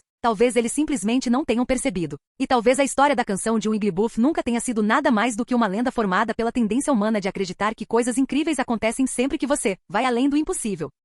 Capítulo 346. Celadon City, Centro Pokémon. O ar noturno em Celadon City era calmo e agradável, um forte contraste com o clima sombrio entre Austin e Green. As luzes da cidade iluminaram suavemente os jardins serenos do Centro Pokémon, lançando um brilho quente na vegetação exuberante e nos caminhos intrincados que serpenteavam por todo o terreno. A lua cheia pairava no céu como uma pérola, sua luz prateada brilhando nas folhas e flores que cercavam os dois amigos. Austin e Green estavam sentados em um banco de madeira, aninhado em um canto tranquilo dos jardins. O silêncio que os envolveu foi pesado, carregado com a dor que Austin sentia após compartilhar a notícia de ter assistido aos horrores cometidos pela equipe Rocket. Ele segurava uma xícara de café fumegante nas mãos, tomando goles lentos enquanto olhava para a lua acima. Green, preocupada com sua amiga, gentilmente roçou a mão na de Austin, com os olhos cheios de compaixão. Você está bem? Ela perguntou suavemente, embora já soubesse a resposta. A dor era evidente em seus olhos, um grito silencioso de angústia que ele tentava esconder atrás de sua fachada estoica. Austin apenas assentiu, não confiando em sua voz para atrair suas emoções. Ele tomou outro gole de café, permitindo que o calor se espalhasse por ele, proporcionando uma pausa temporária em sua dor. Desesperado para levantar o ânimo de Austin, Green tentou mudar de assunto. Então, você já pensou no que fará quando seu Pokémon quiser começar uma família? Ela perguntou, um leve sorriso puxando os cantos de seus lábios. Você será o padrinho deles? A pergunta dela chamou a atenção de Austin, e por um momento, seus olhos pareceram recuperar algumas das centelhas anteriores. O sorriso de Green se alargou, encorajado por sua reação. Em uma árvore próxima, Lucario observou a dupla atentamente, com os ouvidos atentos à menção de famílias Pokémon. Ele também estava curioso sobre a resposta de Austin, seus olhos cheios de interesse. Nesse momento, a enfermeira Joy apareceu na entrada dos jardins, acenando para Austin e acenando para que ele se aproximasse. O calor do sorriso dela foi uma distração bem-vinda, um farol de esperança em meio à tristeza e à dor dele. Austin parou por um momento, considerando sua resposta. Austin olhou para Green, seus olhos cheios de calor e compaixão. Meus Pokémon são uma família para mim, disse ele, com a voz imbuída de uma força silenciosa. Eles podem ir embora quando quiserem ou ficar, mas eu preferiria que eles ficassem, para ser sincero. Quanto ao status de padrinho, provavelmente eu estragaria demais a criança. Com isso, Austin levantou-se do banco e caminhou em direção à enfermeira Joy. O som de seus passos foi ficando cada vez mais fraco, engolido pela distância enquanto ele deixava Green e Lucario para trás. Lucario permaneceu empoleirado no galho da árvore, o olhar fixo no chão abaixo. O silêncio que o envolvia era quebrado apenas pelo leve farfalhar do vento lá fora. Enquanto ponderava sobre os acontecimentos que acabavam de acontecer, lágrimas começaram a escorrer por seu rosto, uma prova da profundidade da emoção que sentia. Naquele momento comovente, a mente de Lucario voltou às primeiras palavras que ouviu de Sararon. A memória se desenrolava como uma cena de um romance, vívida e cheia de vida. 500 anos atrás? Sararon, o lendário guardião da aura, correu pelas vielas estreitas e antigas da cidade imperial do Reino do Vale. As paredes de tijolos em ruínas pareciam pairar sobre ele, lançando sombras sinistras que tremeluziam e dançavam na penumbra do sol poente. Ele podia ouvir a conversa distante dos habitantes da cidade, mas não prestou atenção neles enquanto se concentrava em sua missão. Ao dobrar uma esquina, Sararon teve uma visão surpreendente. Deitado no chão diante dele estava o corpo de um Lucario moribundo, sua aura tremulando fracamente. A forma outrora orgulhosa da criatura estava agora devastada pela dor e seus olhos estavam fechados em um sono final e pacífico. Mas não foi o Lucario moribundo que chamou a atenção de Sararon. Ao lado da criatura havia um pequeno ovo branco, cuja superfície brilhava à luz laranja do sol poente. Sararon engasgou ao ver o ovo e soube naquele momento que sua missão havia se tornado muito mais complicada. Ele se aproximou de Lucario, com o coração pesado de tristeza, e se ajoelhou ao lado da criatura moribunda. Os olhos do Lucario se abriram, e ele olhou para Sararon com um olhar suplicante. Por favor, o Lucario disse rouco, sua voz pouco mais que um sussurro. Cuide do meu filho. Sararon assentiu, com os olhos marejados de emoção. Ele sabia que não poderia recusar o pedido da criatura moribunda. Ele estendeu a mão e gentilmente pegou o ovo, embalando-o nos braços. Ele olhou para o Lucario e viu que sua aura estava ainda mais fraca. Não se preocupe, disse Sararon, com a voz carregada de emoção. Vou treinar este jovem para ser um bravo guerreiro. Com essas palavras, a aura de Lucario piscou uma última vez e depois apagou. A criatura ficou imóvel, seu corpo agora em paz. Sararon fechou os olhos e soltou um longo suspiro enquanto olhava para o ovo do Pokémon de aura. Vou transformá-lo em um guerreiro que protege os fracos, declarou Sararon, sua voz tingida de determinação e bondade. Ele fez uma pausa, um brilho brincalhão em seus olhos enquanto continuava. Que frase brega de se dizer, hein? Não, acho que vou transformá-lo em um guerreiro que luta por si mesmo e por sua família. A noite estava escura e ameaçadora. O céu começava a ser obscurecido por espessas nuvens de tempestade que pareciam pressionar a cidade de Celadon. Austin caminhou pelo jardim do centro Pokémon, a única fonte de luz vindo das lâmpadas mal iluminadas que ladeavam o caminho. Ao se aproximar da enfermeira Joy, ele viu o Dr. Smith, o neurologista, parado no jardim, e o intestino de Austin sentiu como se algo estivesse errado. A expressão da enfermeira Joy era grave e o rosto do Dr. Smith estava marcado pela preocupação. Enfermeira Joy, Austin gritou, sua voz quase inaudível acima do som do vento. O que está errado? A enfermeira Joy hesitou por um momento antes de dar a notícia esmagadora. Sinto muito, Austin. Fizemos tudo o que podíamos, mas não conseguimos tratar a condição de Charmander. Nosso médium residente foi ferido apenas por tentar acessar a paisagem mental de Charmander. Sinto muito. Austin sentiu como se seu coração tivesse sido arrancado do peito. Ele olhou fixamente para a enfermeira Joy, incapaz de processar as palavras que ela acabará de dizer. Mas então, quando a realidade do que ela havia dito começou a ser absorvida, seu olhar vazio se transformou em raiva e desespero. Que porra você acabou de dizer? Ele gritou, sua voz cheia de raiva e desespero. Os olhos da enfermeira Joy se encheram de lágrimas enquanto ela tentava explicar melhor. Sentimos muito, Austin. Fizemos tudo o que podíamos, mas a condição de Charmander é muito grave. Sentimos muito. O Dr. Smith interveio, com a voz calma, mas cheia de empatia. Austin, sei que é difícil ouvir isso, mas fizemos tudo o que podíamos. Sentimos muito pela sua perda. A raiva de Austin se transformou em desespero, quando ele percebeu que não havia mais nada que pudesse ser feito para salvar seu amado Charmander. Sua mente projetou imagens de Hatcat e Charmeleon à sua frente, seus corpos flácidos e sem vida. Antes que alguém pudesse reagir, Austin agarrou a enfermeira Joy pelo pescoço e a levantou do chão. Os olhos da enfermeira Joy se arregalaram de medo enquanto ela lutava para se libertar das mãos de Austin. Dr. Smith e Chansey tentaram intervir e então a dupla sentiu isso. Toda a força da aura de Austin. Ponto de vista do Dr. Smith. Fiquei diante dessa entidade monstruosa, minhas pernas tremendo de medo. Seus olhos parecem olhar dentro da minha alma. Meu coração disparou e minha mente cambaleou enquanto tento processar a escala e o horror da criatura diante de mim. Posso sentir o chão abaixo de mim tremendo, como se a própria terra estivesse tentando fugir dessa monstruosidade. O ar está denso com um fedor pútrido e posso sentir meu estômago revirando de náusea. Tento gritar, correr, mas meu corpo está congelado no lugar, paralisado pelo terror absoluto do ser diante de mim. O olhar da criatura parece penetrar em mim como se de alguma forma estivesse lendo meus pensamentos, meus medos. Posso sentir que estou começando a perder o controle, minha mente se esvaindo. Posso sentir meu corpo convulsionando, meus músculos se contraindo e relaxando incontrolavelmente. Chansey e Dr. Smith foram nocauteados apenas enquanto espumavam pela boca. Enquanto isso, a enfermeira Joy ficou totalmente apavorada ao fechar os olhos. Lucario agarrou o pulso de Austin, fazendo soltar a enfermeira Joy. Ela caiu no chão, tossindo e com falta de ar. Lucario então voltou sua atenção para Austin, seus olhos ardendo com uma determinação feroz. Talvez eu encontre uma maneira de salvar Charmeleon, Lucario disse com firmeza, fazendo os lábios de Austin tremerem. É verdade? Sim. O rosto de Austin se iluminou de felicidade quando ele agarrou a pata de Lucario e correu para o centro Pokémon deixando para trás uma aterrorizada enfermeira Joy que esfregou seu pescoço. Ela não conseguia acreditar. Ela estava viva. O quarto do hospital estava mal iluminado, com a única fonte de luz vindo dos vários monitores e máquinas que cercavam a cama onde Charmeleon estava conectado a vários soros intravenosos. As máquinas buzinavam e zumbiam em uníssono, criando um coro de sons mecânicos que enchiam o ar. A sala era estéril e fria, com paredes brancas e piso de linóleo brilhante. Os únicos sinais de vida eram os Pokémon e os treinadores reunidos em volta da cama. O corpo de Charmeleon era fraco e frágil, suas escamas outrora vibrantes agora eram opacas e sem vida. Seu peito subia e descia em respirações superficiais, seus olhos fechados em um sono profundo. A enfermeira residente, com o rosto marcado pela preocupação, estava verificando as intravenosas de Charmeleon quando a porta se abriu de repente, fazendo-a pular de surpresa. Austin entrou, seu rosto era uma máscara de determinação e raiva. Ele olhou para a enfermeira residente e gritou fora. E a enfermeira rapidamente juntou suas coisas e fugiu do quarto. Quando Austin se aproximou da cama, ele gentilmente acariciou a cabeça de Charmeleon, tentando oferecer algum conforto ao Pokémon ferido. Yellow e Green correram para a sala, suas expressões cheias de preocupação e preocupação. Ash, o que aconteceu? Yellow perguntou, mas Austin balançou a cabeça. Não há tempo para explicar. Apenas mantenha todo mundo fora, disse ele com voz firme e decidida. Yellow assentiu, seu rosto demonstrando compreensão, mas Green hesitou, parecendo querer discutir. Mas Ash, precisamos saber o que está acontecendo. Não podemos simplesmente ficar aqui sem fazer nada, disse Green, com a voz cheia de frustração. Porém, antes que ela pudesse dizer mais alguma coisa, Lucario deu um passo à frente, segurando algumas velas nas mãos. Faça o que você tem que fazer, disse Austin, sua voz firme e confiante fazendo com que o Pokémon assentisse. Pika, vamos ter problemas por isso, não vamos? Yellow perguntou, seus olhos percorrendo nervosamente os arredores. Sim, respondeu Green sem hesitação, colocando rapidamente uma máscara e um chapéu para esconder sua identidade. Mas tenho a sensação de que Ash tem um plano caso tenhamos problemas. Yellow, você pode me dar cobertura? O que você vai fazer? Plano B? Qual é o plano B? Não se preocupe com isso. Ash sabe. Sim, realmente. Yellow questionou, seu coração acelerado de incerteza. Ash não confia nela com um plano? Diante de seus olhos, a aparência de Green passou por uma transformação notável. Em poucos momentos a pequena mulher com cabelo verde brilhante tornou-se a cara da enfermeira Joy. Ela usava o tradicional uniforme branco de enfermeira, adornado com uma cruz vermelha no lado esquerdo do peito, e seu cabelo estava preso em um elegante rabo de cavalo. Os olhos de Green brilharam como Alice enquanto ela imitava perfeitamente a enfermeira Joy. Como estou? Green perguntou, dando um giro rápido. Parece bom, Yellow respondeu em um tom moderado. O que está errado? Green perguntou, percebendo que Yellow parecia estranhamente abatido.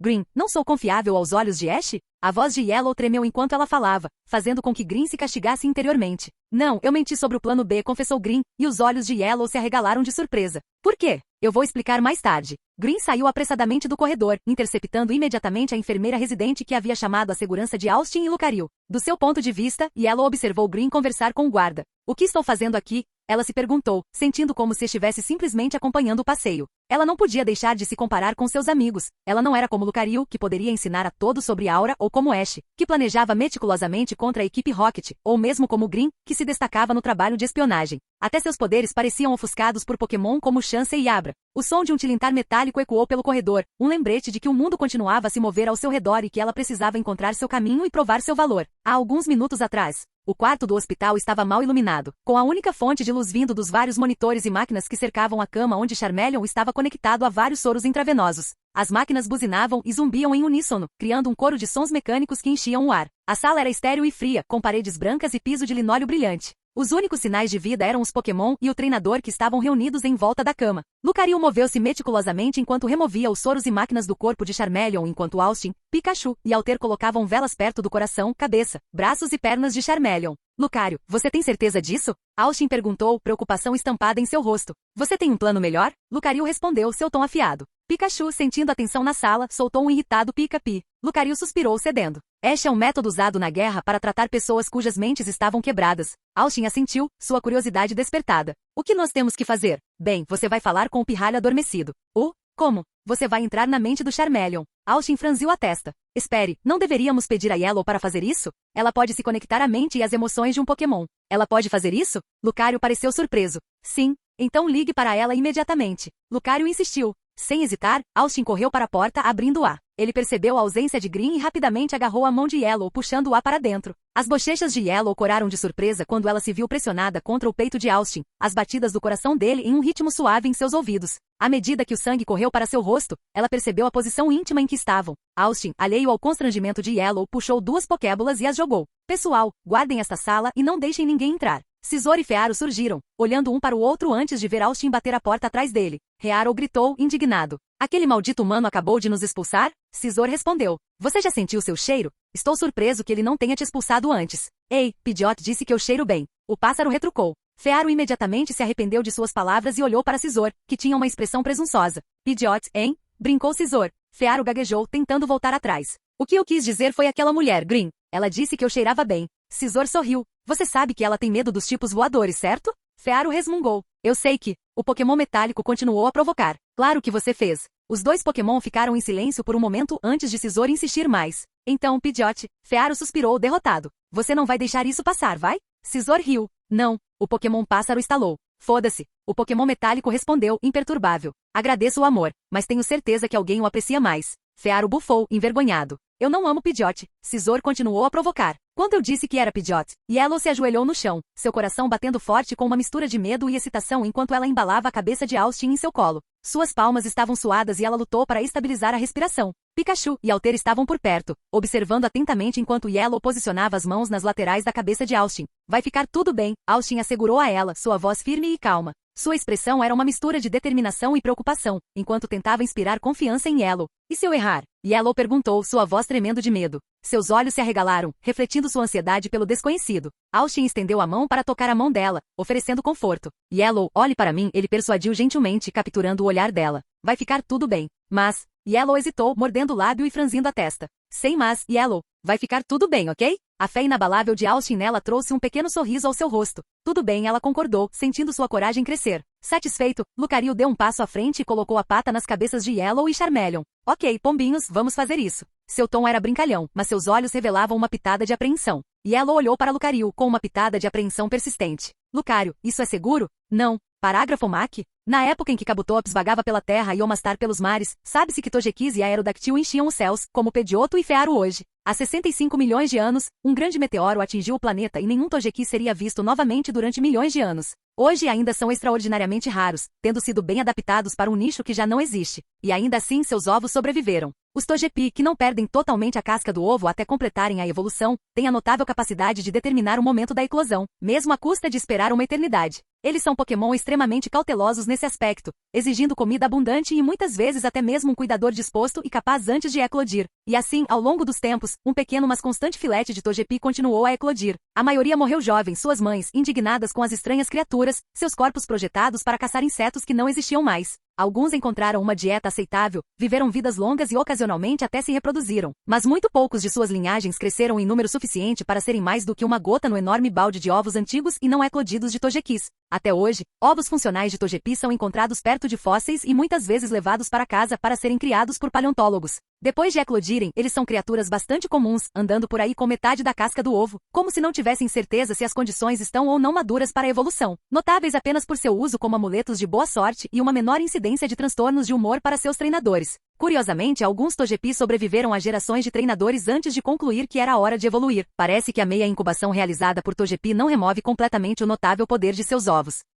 Capítulo 347. Mudança de ponto de vista. Celadon City, Centro Pokémon. A enfermeira Joy entrou no Centro Pokémon, seu uniforme branco impecável e imaculado. O suave clique de seus saltos ecoou pela sala enquanto ela se aproximava do participante, que estava sentado atrás do balcão. Ele ergueu os olhos do trabalho e ficou imediatamente cativado pela visão diante dele. O longo cabelo rosa da enfermeira Joy estava preso em um rabo de cavalo elegante, e seus olhos azuis brilhavam sob a luz fluorescente. Ela era o epítome da beleza, e o participante sentiu seu coração bater mais forte ao olhar para ela. Com licença, querida, disse a enfermeira Joy com uma voz doce e melódica, você poderia me fazer um favor e pegar um café para mim? Tenho um longo dia pela frente e preciso de um estímulo. O participante não conseguia acreditar na sua sorte. Esta era a oportunidade que ele esperava, uma oportunidade de provar o seu valor à bela enfermeira Joy. Ele rapidamente se levantou da cadeira, derrubando a caneta no processo, e gaguejou. Claro, enfermeira Joy. Ficarei feliz em lhe oferecer um café. Ele saiu correndo, deixando a enfermeira Joy sozinha no balcão. Ela o observou ir embora com uma sugestão de sorriso brincando em seus lábios, antes de voltar sua atenção para o computador. O som do teclado encheu a sala enquanto ela digitava rapidamente, apagando com facilidade o registro do paciente. Ela lançou um rápido olhar por cima do ombro, seus olhos examinando a sala em busca de qualquer sinal de problema. As câmeras estavam nos cantos da sala, observando cada movimento dela, e ela sabia que precisava agir rápido. Com um toque final na tecla Enter, ela se levantou da cadeira e caminhou em direção ao escritório de segurança. O participante voltou com o café, a xícara chacoalhando no pires enquanto ele corria de volta ao balcão. Enfermeira Joy, espere. ele gritou desespero em sua voz. Ela não se virou, em vez disso continuou sua missão com propósito. Ele correu atrás dela com o coração batendo forte no peito, enquanto a alcançava e agarrava seu ombro. Ela se virou para encará-lo e ele ficou chocado com o que viu. Diante dele estava uma mulher idosa, sua pele enrugada e cabelos prateados contrastando fortemente com a beleza jovem com quem ele acabará de falar. A velha se aproximou com um brilho malicioso nos olhos e sussurrou com voz rouca. Parece que você precisa de um pouco de emoção em sua vida, querido. O participante tropeçou para trás antes de olhar para o café em sua mão. Desculpe, senhora. Pensei que você fosse outra pessoa. O participante exclamou antes de se virar para a senhora, mas tudo o que encontrou foi vazio. O participante colocou a mão na cabeça. Talvez eu tenha trabalhado muito ultimamente.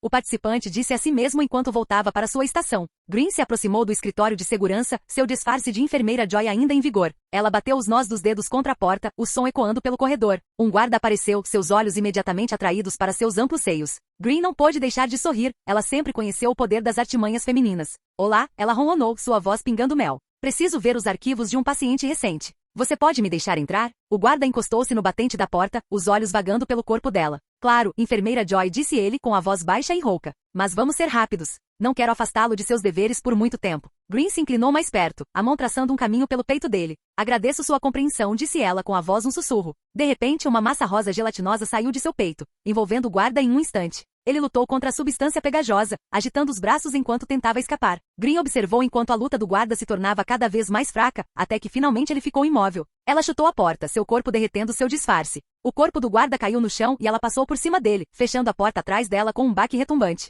A sala estava mal iluminada, a única fonte de luz vinha das telas dos computadores. Green foi até a mesa. Ela precisava destruir qualquer evidência de que eles estavam lá. Quarto do Charmeleon. A sala estava cheia de uma sensação de expectativa enquanto Pikachu e Alter observavam atentamente enquanto as chamas das velas começavam a queimar em um roxo brilhante. Os dois Pokémon estavam fixados na cena que se desenrolava diante deles, com os olhos arregalados de admiração ao contemplarem a incrível visão da aura de Lucario emergindo de suas patas. Lucario era alto e orgulhoso, suas patas colocadas firmemente nas cabeças de Charmeleon e Yellow. Esta última segurou Austin nos braços, os joelhos dobrados e o corpo tenso de ansiedade. Quando a aura envolveu o corpo de Yellow, ela não pôde evitar engolir em seco de medo. Era como se a aura a estivesse guiando, incitando-a a fazer algo que nunca havia feito antes. De repente, suas mãos se iluminaram com uma energia rosa brilhante e ela começou a concentrar seus poderes psíquicos na mente de Austin. A energia percorreu seu corpo e o jovem treinador sentiu uma sensação estranha na cabeça. Era como se sua mente estivesse sendo elevada, seus pensamentos e memórias sendo sondados pela poderosa energia psíquica. Nesse momento, houve um repentino clarão de luz e Abra apareceu na sala. Com um tom seco, o Pokémon perguntou, por que não fui convidado para a orgia?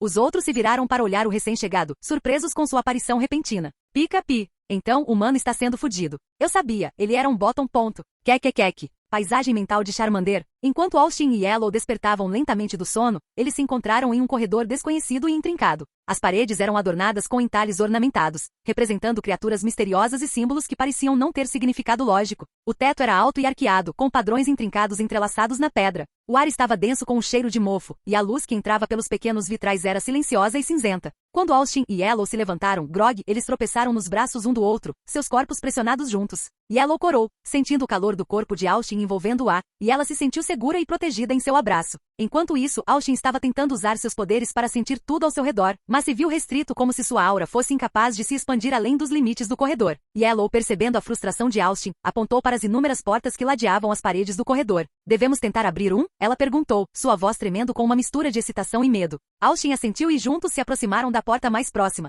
A porta era pesada e ornamentada com uma grande maçaneta de latão que parecia quase fundida à madeira. A testa de Austin franziu-se em frustração enquanto ele empurrava a alça com toda a força, os músculos de seus braços tensos com o esforço. Yellow, sentindo sua luta, deu um passo à frente para ajudar. Apesar de sua força combinada, porém, a porta permaneceu teimosamente fechada. Eles trocaram olhares preocupados e seguiram para as outras portas, esperando ter melhor sorte. Mas cada porta provou ser tão inflexível como se todo o edifício estivesse conspirando contra elas. O suor começou a escorrer em suas testas, a respiração ficando mais difícil a cada tentativa fracassada. Finalmente Yellow encostou-se na parede, enxugando o suor da testa e suspirou em derrota. Ash, eles não estão abrindo, ela murmurou, sua voz tingida de desespero. Austin encostou as costas na porta inflexível, seu rosto era uma imagem de frustração. Sim, eu sei, respondeu ele, esfregando a nuca tentando pensar em uma solução. Os olhos de Yellow procuraram seu rosto em busca de segurança, mas encontraram apenas incerteza. O que deveríamos fazer? Ela perguntou, sua voz pouco mais que um sussurro, traindo seu medo crescente. Austin balançou a cabeça lentamente, os olhos baixos. Eu não sei, ele admitiu, seu tom refletindo dela.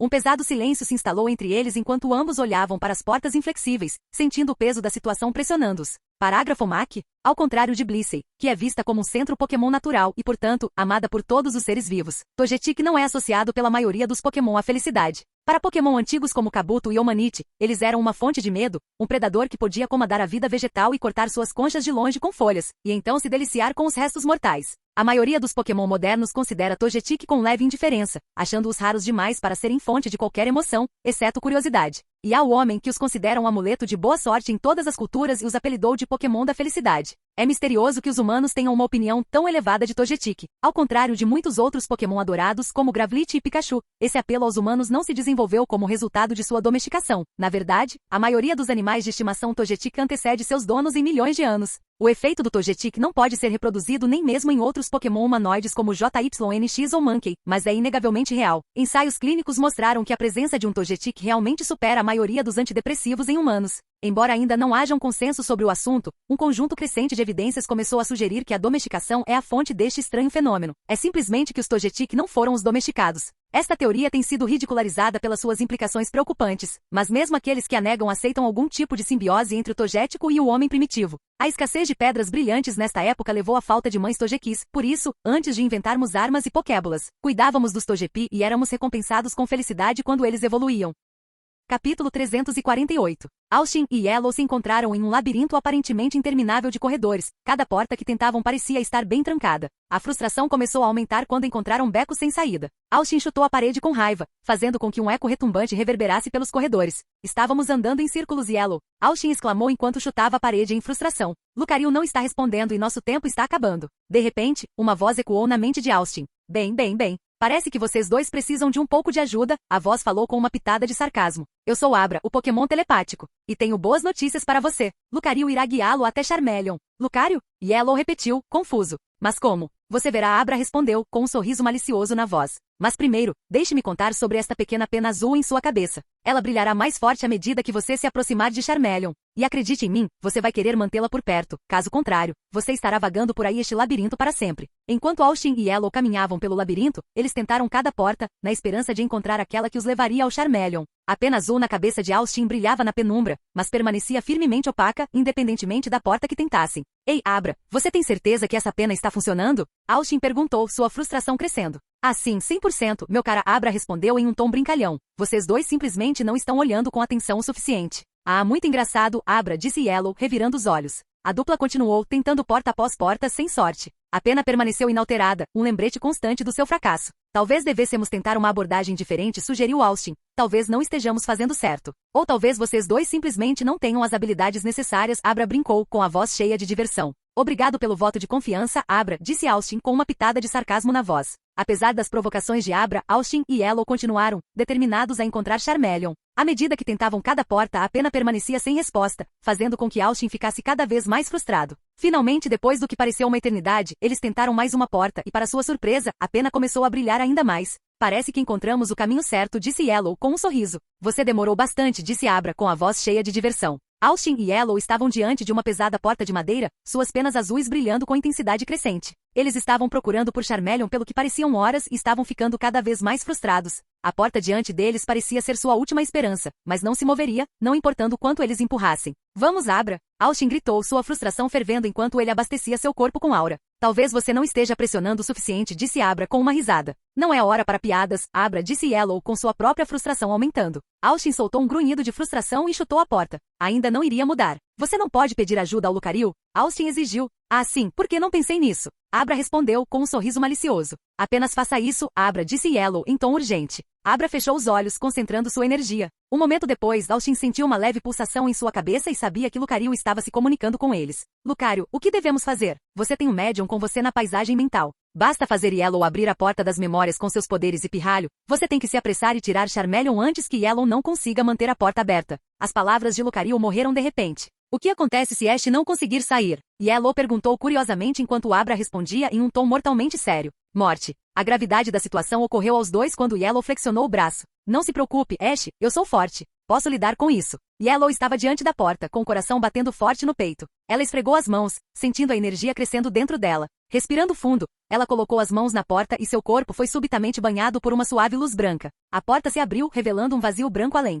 Austin sentiu seu coração batendo forte no peito, seus nervos tomando conta dele. Ele respirou fundo, tentando se acalmar. Não se preocupe, Austin, disse Yellow, sentindo seu medo. Tudo vai ficar bem, é só ir buscar o Charmeleon. Tudo vai voltar ao normal. E se não puder? E se eu errar? Ash, você não vai errar. Eu acredito em você, Green acredita em você, Pikachu acredita em você. Todos nós acreditamos em você porque sabemos que você é alguém que sempre estará de pé quando cair. Obrigado, Yellow, disse Austin, exibindo um sorriso. Eu precisava disso. Abra, entretanto, tentou aliviar o clima. Bem, é isso, disse ele com uma risada. Para o grande desconhecido. Mas Yellow e Austin estavam concentrados demais na tarefa que tinham em mãos para prestar muita atenção às piadas de Abra. Eles trocaram um aceno de cabeça, então Austin deu um passo à frente e pulou no vazio branco. Ao cair, Austin sentiu uma sensação de leveza, como se estivesse flutuando no vazio. Ele sentiu uma sensação de paz tomar conta dele e fechou os olhos, deixando a jornada levá-lo aonde fosse possível. Esse momento fez com que Austin se lembrasse de sua frase favorita do filme. Para ir aonde ninguém foi antes, você deve primeiro ir aonde ninguém mais está disposto a ir, hahaha. Ponto de vista de Austin. Quando a consciência voltou para mim, encontrei-me deitado em um beco desolado que trazia as cicatrizes inconfundíveis de um mundo mergulhado no caos. Paredes de tijolos em ruínas assomavam acima de mim, lançando sombras misteriosas que dançavam à luz bruxuleante de fogueiras distantes. O chão abaixo de mim estava cheio de vidros quebrados, embalagens de comida esfarrapadas e detritos de uma sociedade que havia se desfeito. Nesta paisagem apocalíptica senti-me estranhamente pequeno, o meu corpo envolto num manto castanho esfarrapado que parecia engolir-me inteiro. À medida que meus olhos se acostumaram à escuridão, comecei a discernir os contornos nebulosos de vários objetos que haviam sido descartados e deixados em decomposição no beco. Um carrinho de compras com a roda torta e rangendo. Uma lata de lixo virada e uma enorme lixeira apoiada contra uma parede. Sua superfície enferrujada é uma prova da passagem do tempo. De repente, meus ouvidos captaram um leve farfalhar de movimento entre os escombros e, com a curiosidade despertada, aproximei-me cautelosamente da origem do som. O barulho de arrastar e mastigar foi amplificado à medida que me aproximava, uma sinfonia discordante que parecia quase deslocada no silêncio opressivo que me cercava. Para minha surpresa, descobri um pequeno e desnutrido sprite de Charmander, levando uma existência escassa enquanto se alimentava das sobras que o mundo moribundo havia deixado para trás.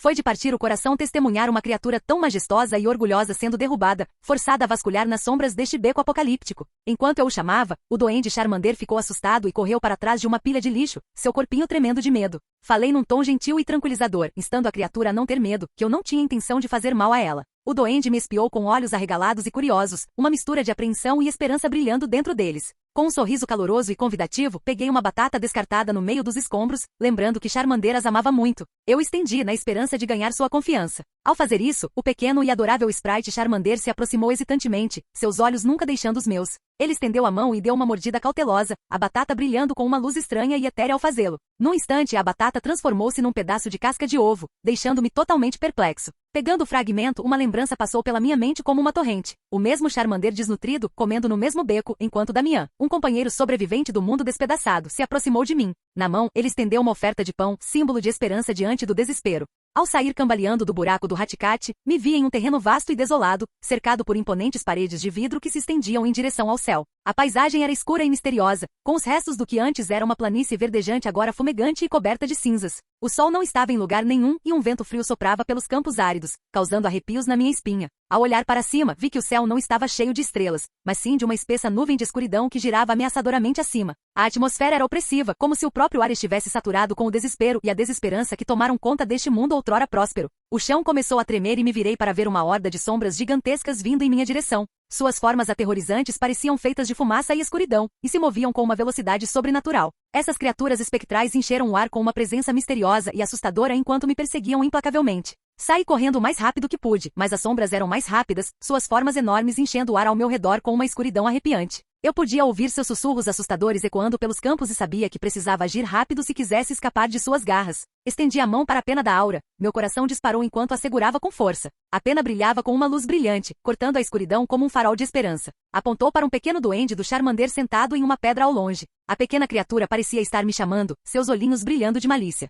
Cheio de uma nova determinação, corri em direção ao duende, ignorando o cansaço que ameaçava me dominar. Enquanto eu tentava alcançá-lo, o sprite Charmander disparou para longe, conduzindo-me de brincadeira em uma perseguição pela paisagem desolada. Eu bufei e bufei, lutando para acompanhar enquanto o sprite fazia uma pausa para olhar para mim, aplaudindo como se quisesse jogar mais. Sorri e corri atrás dele, minha exaustão momentaneamente esquecida. Assim que minha mão roçou o sprite, ele se transformou em uma casca de ovo e uma lembrança passou pela minha mente. Eu vi um jovem Charmander, um pária neste recinto devido às suas chamas fracas, sozinho e sem ninguém com quem brincar. Ao segurar a casca do ovo, senti uma poderosa onda de energia percorrendo meu corpo, como se a própria memória estivesse alimentando minha determinação. Com vigor renovado, corri pelo mundo desolado, a pena da aura me guiando por um caminho. Enquanto continuava seguindo o caminho guiado pela pena da aura, tropecei na entrada de uma caverna escondida. O ar lá dentro era frio e úmido, com um leve brilho emanando das profundezas da caverna. Hesitei por um momento, depois entrei cautelosamente, a curiosidade despertando meu interesse. Nas profundezas da caverna, fiquei chocado ao descobrir meu próprio corpo inconsciente caído no chão frio e duro.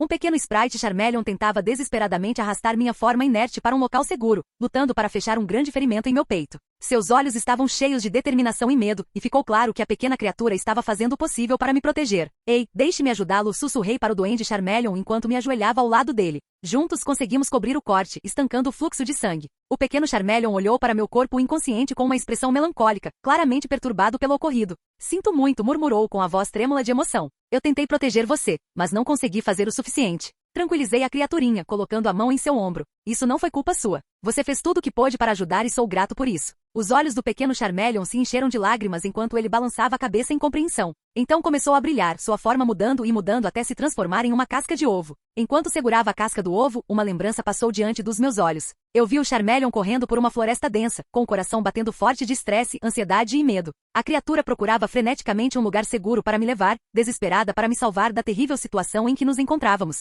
Eu podia sentir as emoções do Charmeleon como se fossem minhas, o pânico, o desamparo e o desejo avassalador de consertar tudo novamente. Ele se deparou com um vale pequeno e isolado dentro da floresta, finalmente encontrando um lugar onde acreditava que poderia estar seguro. Ao me deitar suavemente, ele sussurrou: sinto muito, sinto muito, sinto muito. Por favor, não me deixe. Preciso de você. Ao abrir a pesada porta de pedra, fui envolvido por uma escuridão completa. Meu coração disparou quando entrei, sem saber o que encontraria. Mas então a pena de aura em minha mão brilhou ainda mais, iluminando a sala com sua luz quente e dourada. Eu me encontrei em um grande laboratório destruído, cheio de restos de máquinas e dispositivos estranhos e misteriosos. As paredes eram feitas de pedra fria e dura, marcadas e rachadas por alguma catástrofe desconhecida. O ar estava pesado com o cheiro de ferrugem, poeira e decomposição. Olhei ao redor com admiração e tristeza, observando a visão diante de mim. No centro da sala havia uma grande câmara de incubação de vidro estilhaçado. E dentro dele, um único ovo pequeno, quebrado e faltando vários pedaços. Aproximei-me lentamente com a mão estendida, imaginando se conseguiria tocá-lo. Para minha surpresa, minha mão passou pelos restos do vidro e consegui colocar as pontas dos dedos na superfície lisa e fria do ovo danificado.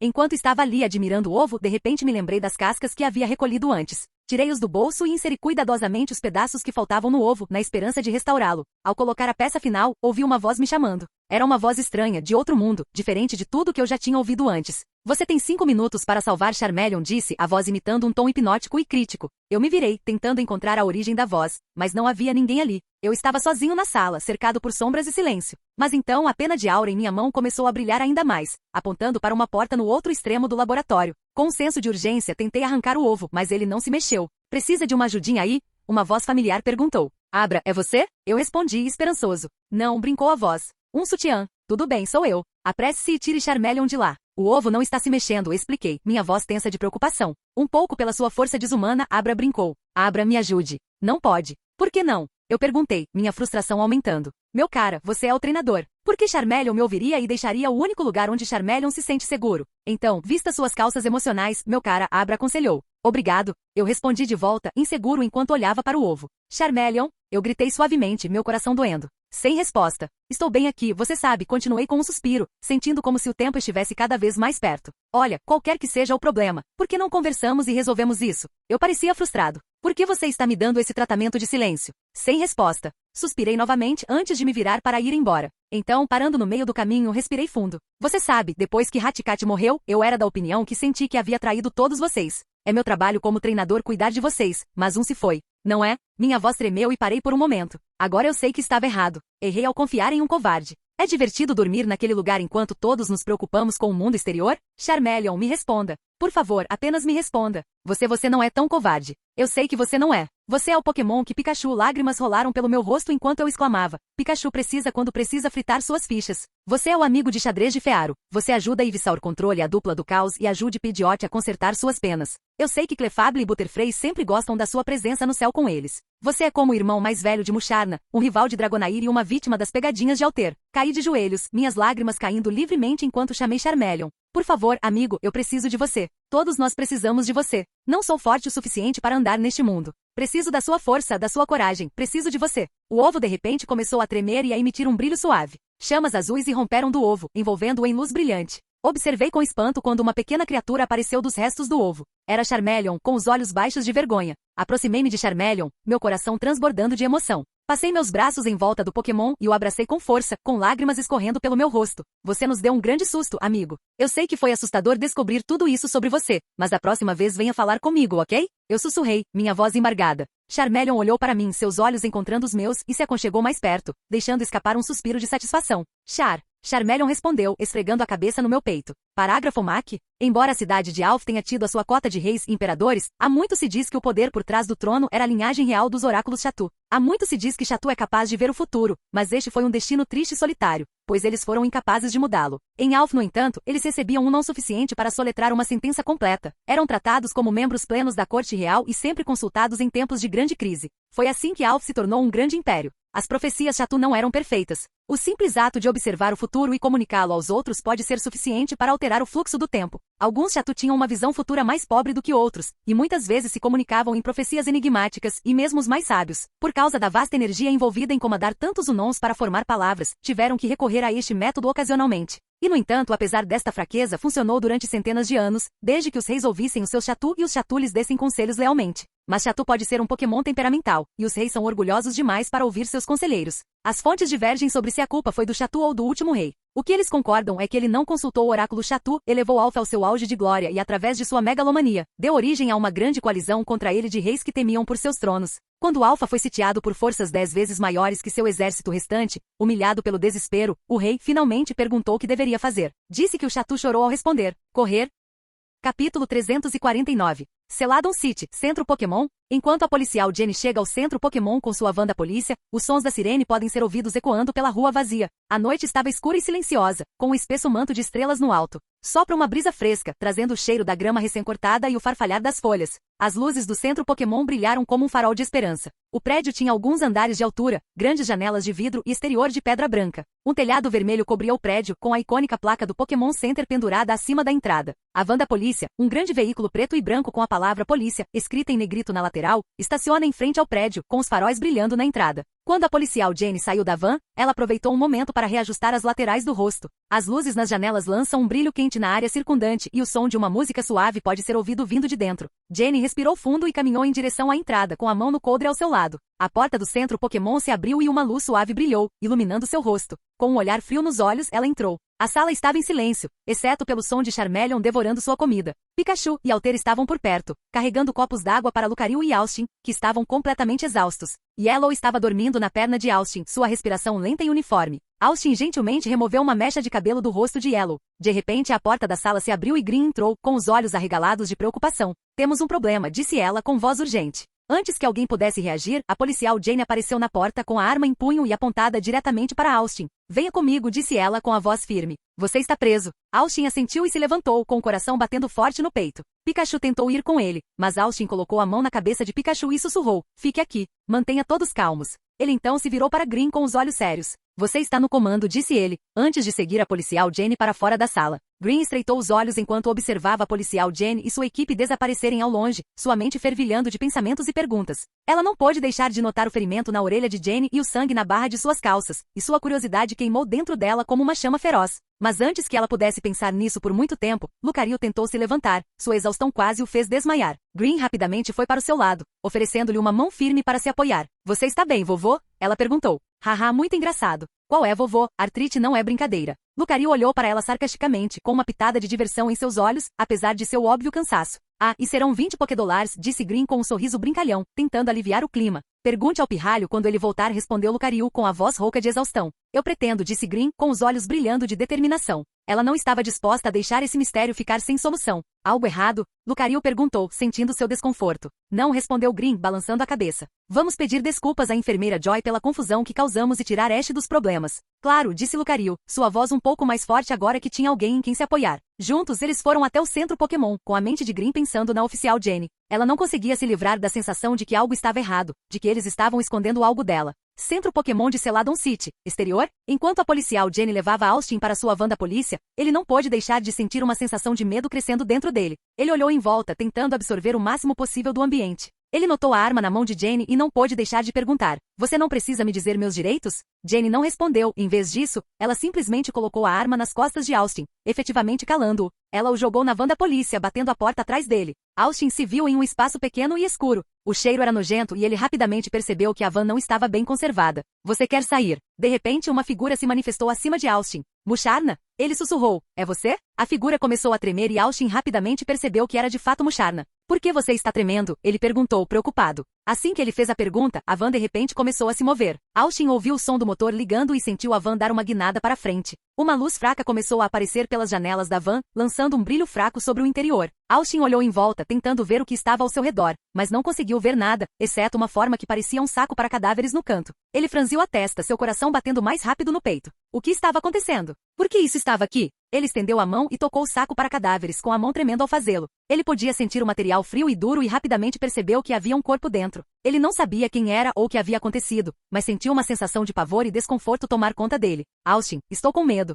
Celadon City, Centro Pokémon. A enfermeira Joy colocou uma bolsa de gelo na garganta avermelhada, sentindo o frescor acalmar sua pele irritada. Ela recostou-se na cadeira, fechando os olhos por um momento enquanto tentava relaxar. Mas seus pensamentos foram subitamente interrompidos por alguém chamando seu nome. Ela olhou para cima e viu um Green inquieto, um Lucario exausto e um Yellow furioso, todos parados diante dela. Yellow foi a primeira a falar, com a voz levantada de raiva enquanto gritava com a enfermeira Joy. "Você prendeu Ash porque ele estava com raiva de você por não ter conseguido tratar Charmeleon." Ela gritou. A enfermeira Joy olhou para Yellow com confusão no rosto, sem entender do que ela estava falando. Pikachu tentou acalmar Yellow, mas Green falou antes que ela pudesse. "Eu sei que o comportamento de Ash não foi bom", disse Green, "mas você tem que entender que ele estava sob muito estresse emocional." Green estava prestes a fazer seu discurso emocionante quando a enfermeira Joy interrompeu. "Não chamei a policial Jenny para falar com ninguém", disse a enfermeira Joy, com a voz firme. "Embora o comportamento do Sr. Ketchum não tenha sido não tão bom, foi compreendido e eu não faria algo assim." Com essas palavras, o coração de todos afundou. Eles tinham tanta certeza de que a enfermeira Joy foi quem chamou a polícia sobre Ash, mas agora se deparavam com a realidade de que estavam errados. Então, por que a policial Jane entrou e prendeu Austin? Parágrafo MAC de Natu. Embora Natu seja nativo do continente americano, pequenos rebanhos foram encontrados de Onhassino, que geralmente se acredita terem sido importados para esta região pela antiga cidade de Alf. E embora o clima da área não seja substancialmente diferente daquele de Violet City, Azalea Tal ou de muitas outras regiões da área, a grama alta fora das ruínas de Alf é a única parte de Johto onde Natu selvagem pode ser encontrado. E como um Gravlit que espera por seu mestre anos após sua morte, Natu em Johto se tornou um símbolo de lealdade. Ao contrário dos Unknown, que descobriram que as vastas cavernas onde Alf ficava eram especialmente adequadas para eles, mesmo quando as pessoas de lá foram exterminadas. Natu monta guarda em uma ruína onde não vivem pessoas, recusando-se a deixar os espíritos da cidade morta que uma vez os amou, como animais de estimação e trataram suas formas evoluídas de Chatu como seres um passo abaixo dos deuses. Alguns disseram que Natu, porque podem ver o futuro, estão à espreita de que Alf ressuscite, mas é difícil ver como tal futuro aconteceria. Já se passaram mais de 1000 anos e a região só diminuiu. Hoje não há mais habitantes que possam ressurgir, exceto talvez alguns arqueólogos que poderiam teoricamente enlouquecer e tentar conquistar o mundo com um não. Outros dizem que se recusam a partir não por lealdade, mas por amargura, pois todas as terras vizinhas de Johto participaram do grande saque de Alf, e Natu nunca esquece ou perdoa um rancor. Parágrafo MAC. Os Mareep armazenam sua eletricidade em sua lã, e isso há muito faz da lã Mareep um bem valioso, especialmente em áreas mais frias como Sino. Não só pode ser transformado em cobertores elétricos, mas a lã Mareep também produz roupas quentes, que causam um leve choque no usuário ao se vestir por meio da eletricidade estática. Embora com o crescimento do comércio global também tenham sido disponibilizadas roupas feitas de cotoné e vincicote, a lã Mareep ainda domina o mercado de tecidos fora de Unova. A lã Mareep se expande quando absorve quantidades excessivas de eletricidade, e os agricultores há muito aproveitam esse fato usando outros Pokémon do tipo elétrico, como o Jolteon para chocar o mercado antes de tosquiá-la, uma prática muito aceita. Nos últimos anos, Mareep não fica cada vez mais chocado com outros Pokémon, mas sim conectado a geradores. Embora esta prática permita a produção de quantidades muito maiores de lã, muitos clientes consideram-na menos confortável do que a lã criada a partir de um simples trovão. Pior ainda, uma tragédia atingiu recentemente a indústria de tecidos e pôs em causa a segurança da lã Mareep produzida desta nova forma. Um menino em Violet City foi eletrocutado vestindo um moletom feito de lã produzida por gerador, e uma explosão devastadora atingiu uma fazenda Olivine quando muita eletricidade foi bombeada para o Mareep e ele explodiu como um eletrodo. O clamor público impôs novos limites à quantidade de lã que pode ser produzida de uma só vez por Mareep, mas os críticos argumentam que são demasiado baixos para garantir a segurança dos agricultores, dos Mareep e dos clientes.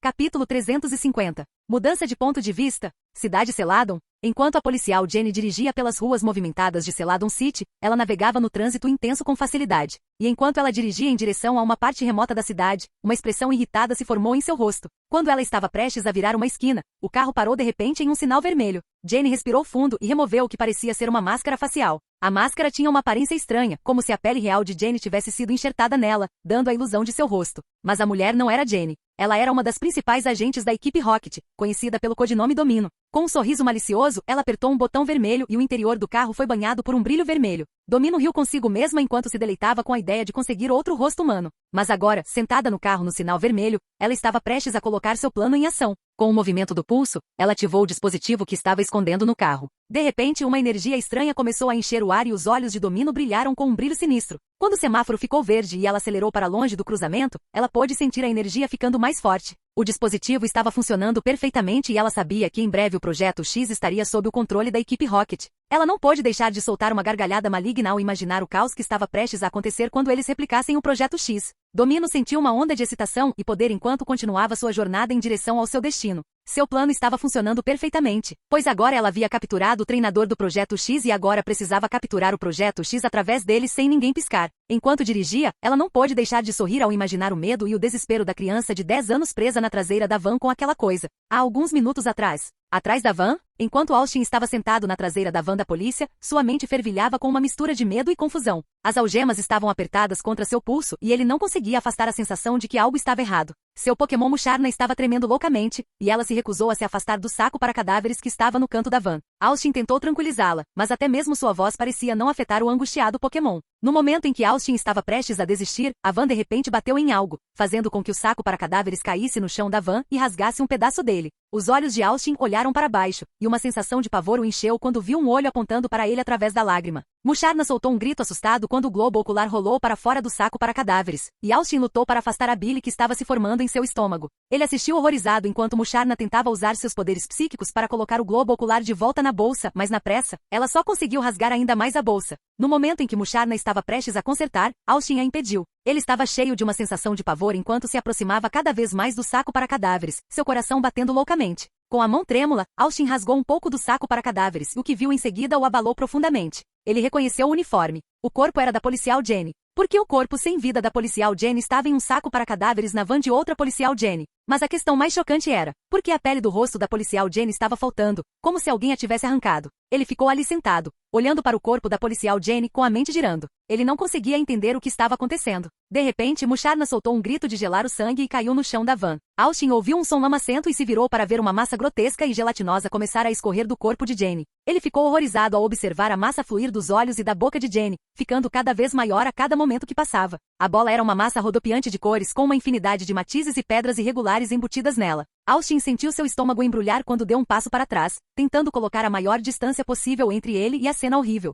Ele imediatamente reconheceu aquela coisa. Foi o veneno do projeto que girava em torno de uma ideia. É sabido que Muk, um Pokémon conhecido pelo carinho que dão aos seus treinadores que não é correspondido, protege toda e qualquer uma de suas toxinas usando uma camada de muco que é considerada impossível de quebrar, pois o Muk subconscientemente continua secretando-o. Mas a equipe Rocket queria ver o que aconteceria se essa camada fosse quebrada e eles conseguiram submeter Muks, Grimers e variantes de Alolan junto com várias drogas, venenos químicos e plantas venenosas. O resultado foi um fantoche estúpido que pode matar qualquer Pokémon e humano que entre em contato com suas toxinas. Com isso tudo clicou na mente de Austin. Ele estava sendo capturado por algum agente da equipe Rocket que queria matá-lo e tomar seu lugar como a oficial Jenny para pegar Charmeleon sem ninguém saber. A bola continuou a crescer, expandindo-se e contraindo-se como uma espécie de monstro pulsante. Austin sentiu como se estivesse preso em um pesadelo, incapaz de escapar da visão grotesca que se desenrolava diante dele. Apesar do medo, Austin não conseguia desviar o olhar. Ele ficou hipnotizado pela massa pulsante e brilhante e sentiu uma sensação de admiração e terror que nunca havia experimentado antes. Quando o globo atingiu seu tamanho máximo, ele de repente parou de pulsar e ficou suspenso no ar, como se esperasse por alguma coisa. Austin estava congelado, incapaz de se mover enquanto a bola parecia olhar para ele, suas pedras irregulares brilhando ameaçadoramente na luz. Tão repentinamente quanto apareceu, o globo disparou para frente, indo direto para Austin. Musharna tentou se levantar, mas a aura sombria de Muka estava afetando muito. Parágrafo MAC disse que o esporte Fluffball tem um nome apropriado, pois grande parte da forma como é jogado é determinada pela própria bola. A esfera azul de borracha e eletricamente carregada cresce naturalmente na cauda de cada Flaaff e é muito menor do que Voltorb, Voltorb, Sandshrew e outros Pokémon tradicionalmente usados no Go-Ho. Um jogo relacionado, Mareep Ball, não é jogado profissionalmente devido ao tamanho ainda menor da bola. Consequentemente, a bola não é cabeceada ou chutada e o jogo é jogado com as mãos. Além disso, como não é econômico criar um fla-af simplesmente por causa de sua bola, a lã e a pele são muito mais valiosas. As bolas costumam ser escassas e não são substituídas durante o jogo. A visibilidade é, na verdade, um problema maior no início do jogo, já que a sujeira e a grama que se acumulam ao longo do jogo impedem que ela se misture com o céu quando lançada. Fluffball é um esporte de ritmo acelerado porque a bola retém carga elétrica suficiente para dificultar o manuseio por períodos prolongados. É jogado avançando a bola de uma ponta a outra de um campo gramado e sujo, normalmente por meio de passe, embora o drible também seja legal, se for difícil por causa dos saltos imprevisíveis da bola de borracha. Alguns jogadores fingem bater na bola para avançá-la, mas a bola é pequena demais para rebater com eficácia com as mãos, e apenas os goleiros podem rebater. A urbanização não foi boa para Fluffball, com campos e fluff em falta perdeu seu antigo domínio. No entanto, mantém legiões de fãs apaixonados, é uma liga profissional popular e não é de forma alguma um jogo moribundo. Olá, bem-vindo ao canal Escute Áudio Novel. Temos novels, fanfics e teorias no canal feito de fã para fãs. Lançamos vídeos todos os dias, se você gosta e quer que o canal continue, se inscreva e deixe o like, com sua ajuda cresceremos. Obrigado. Novel.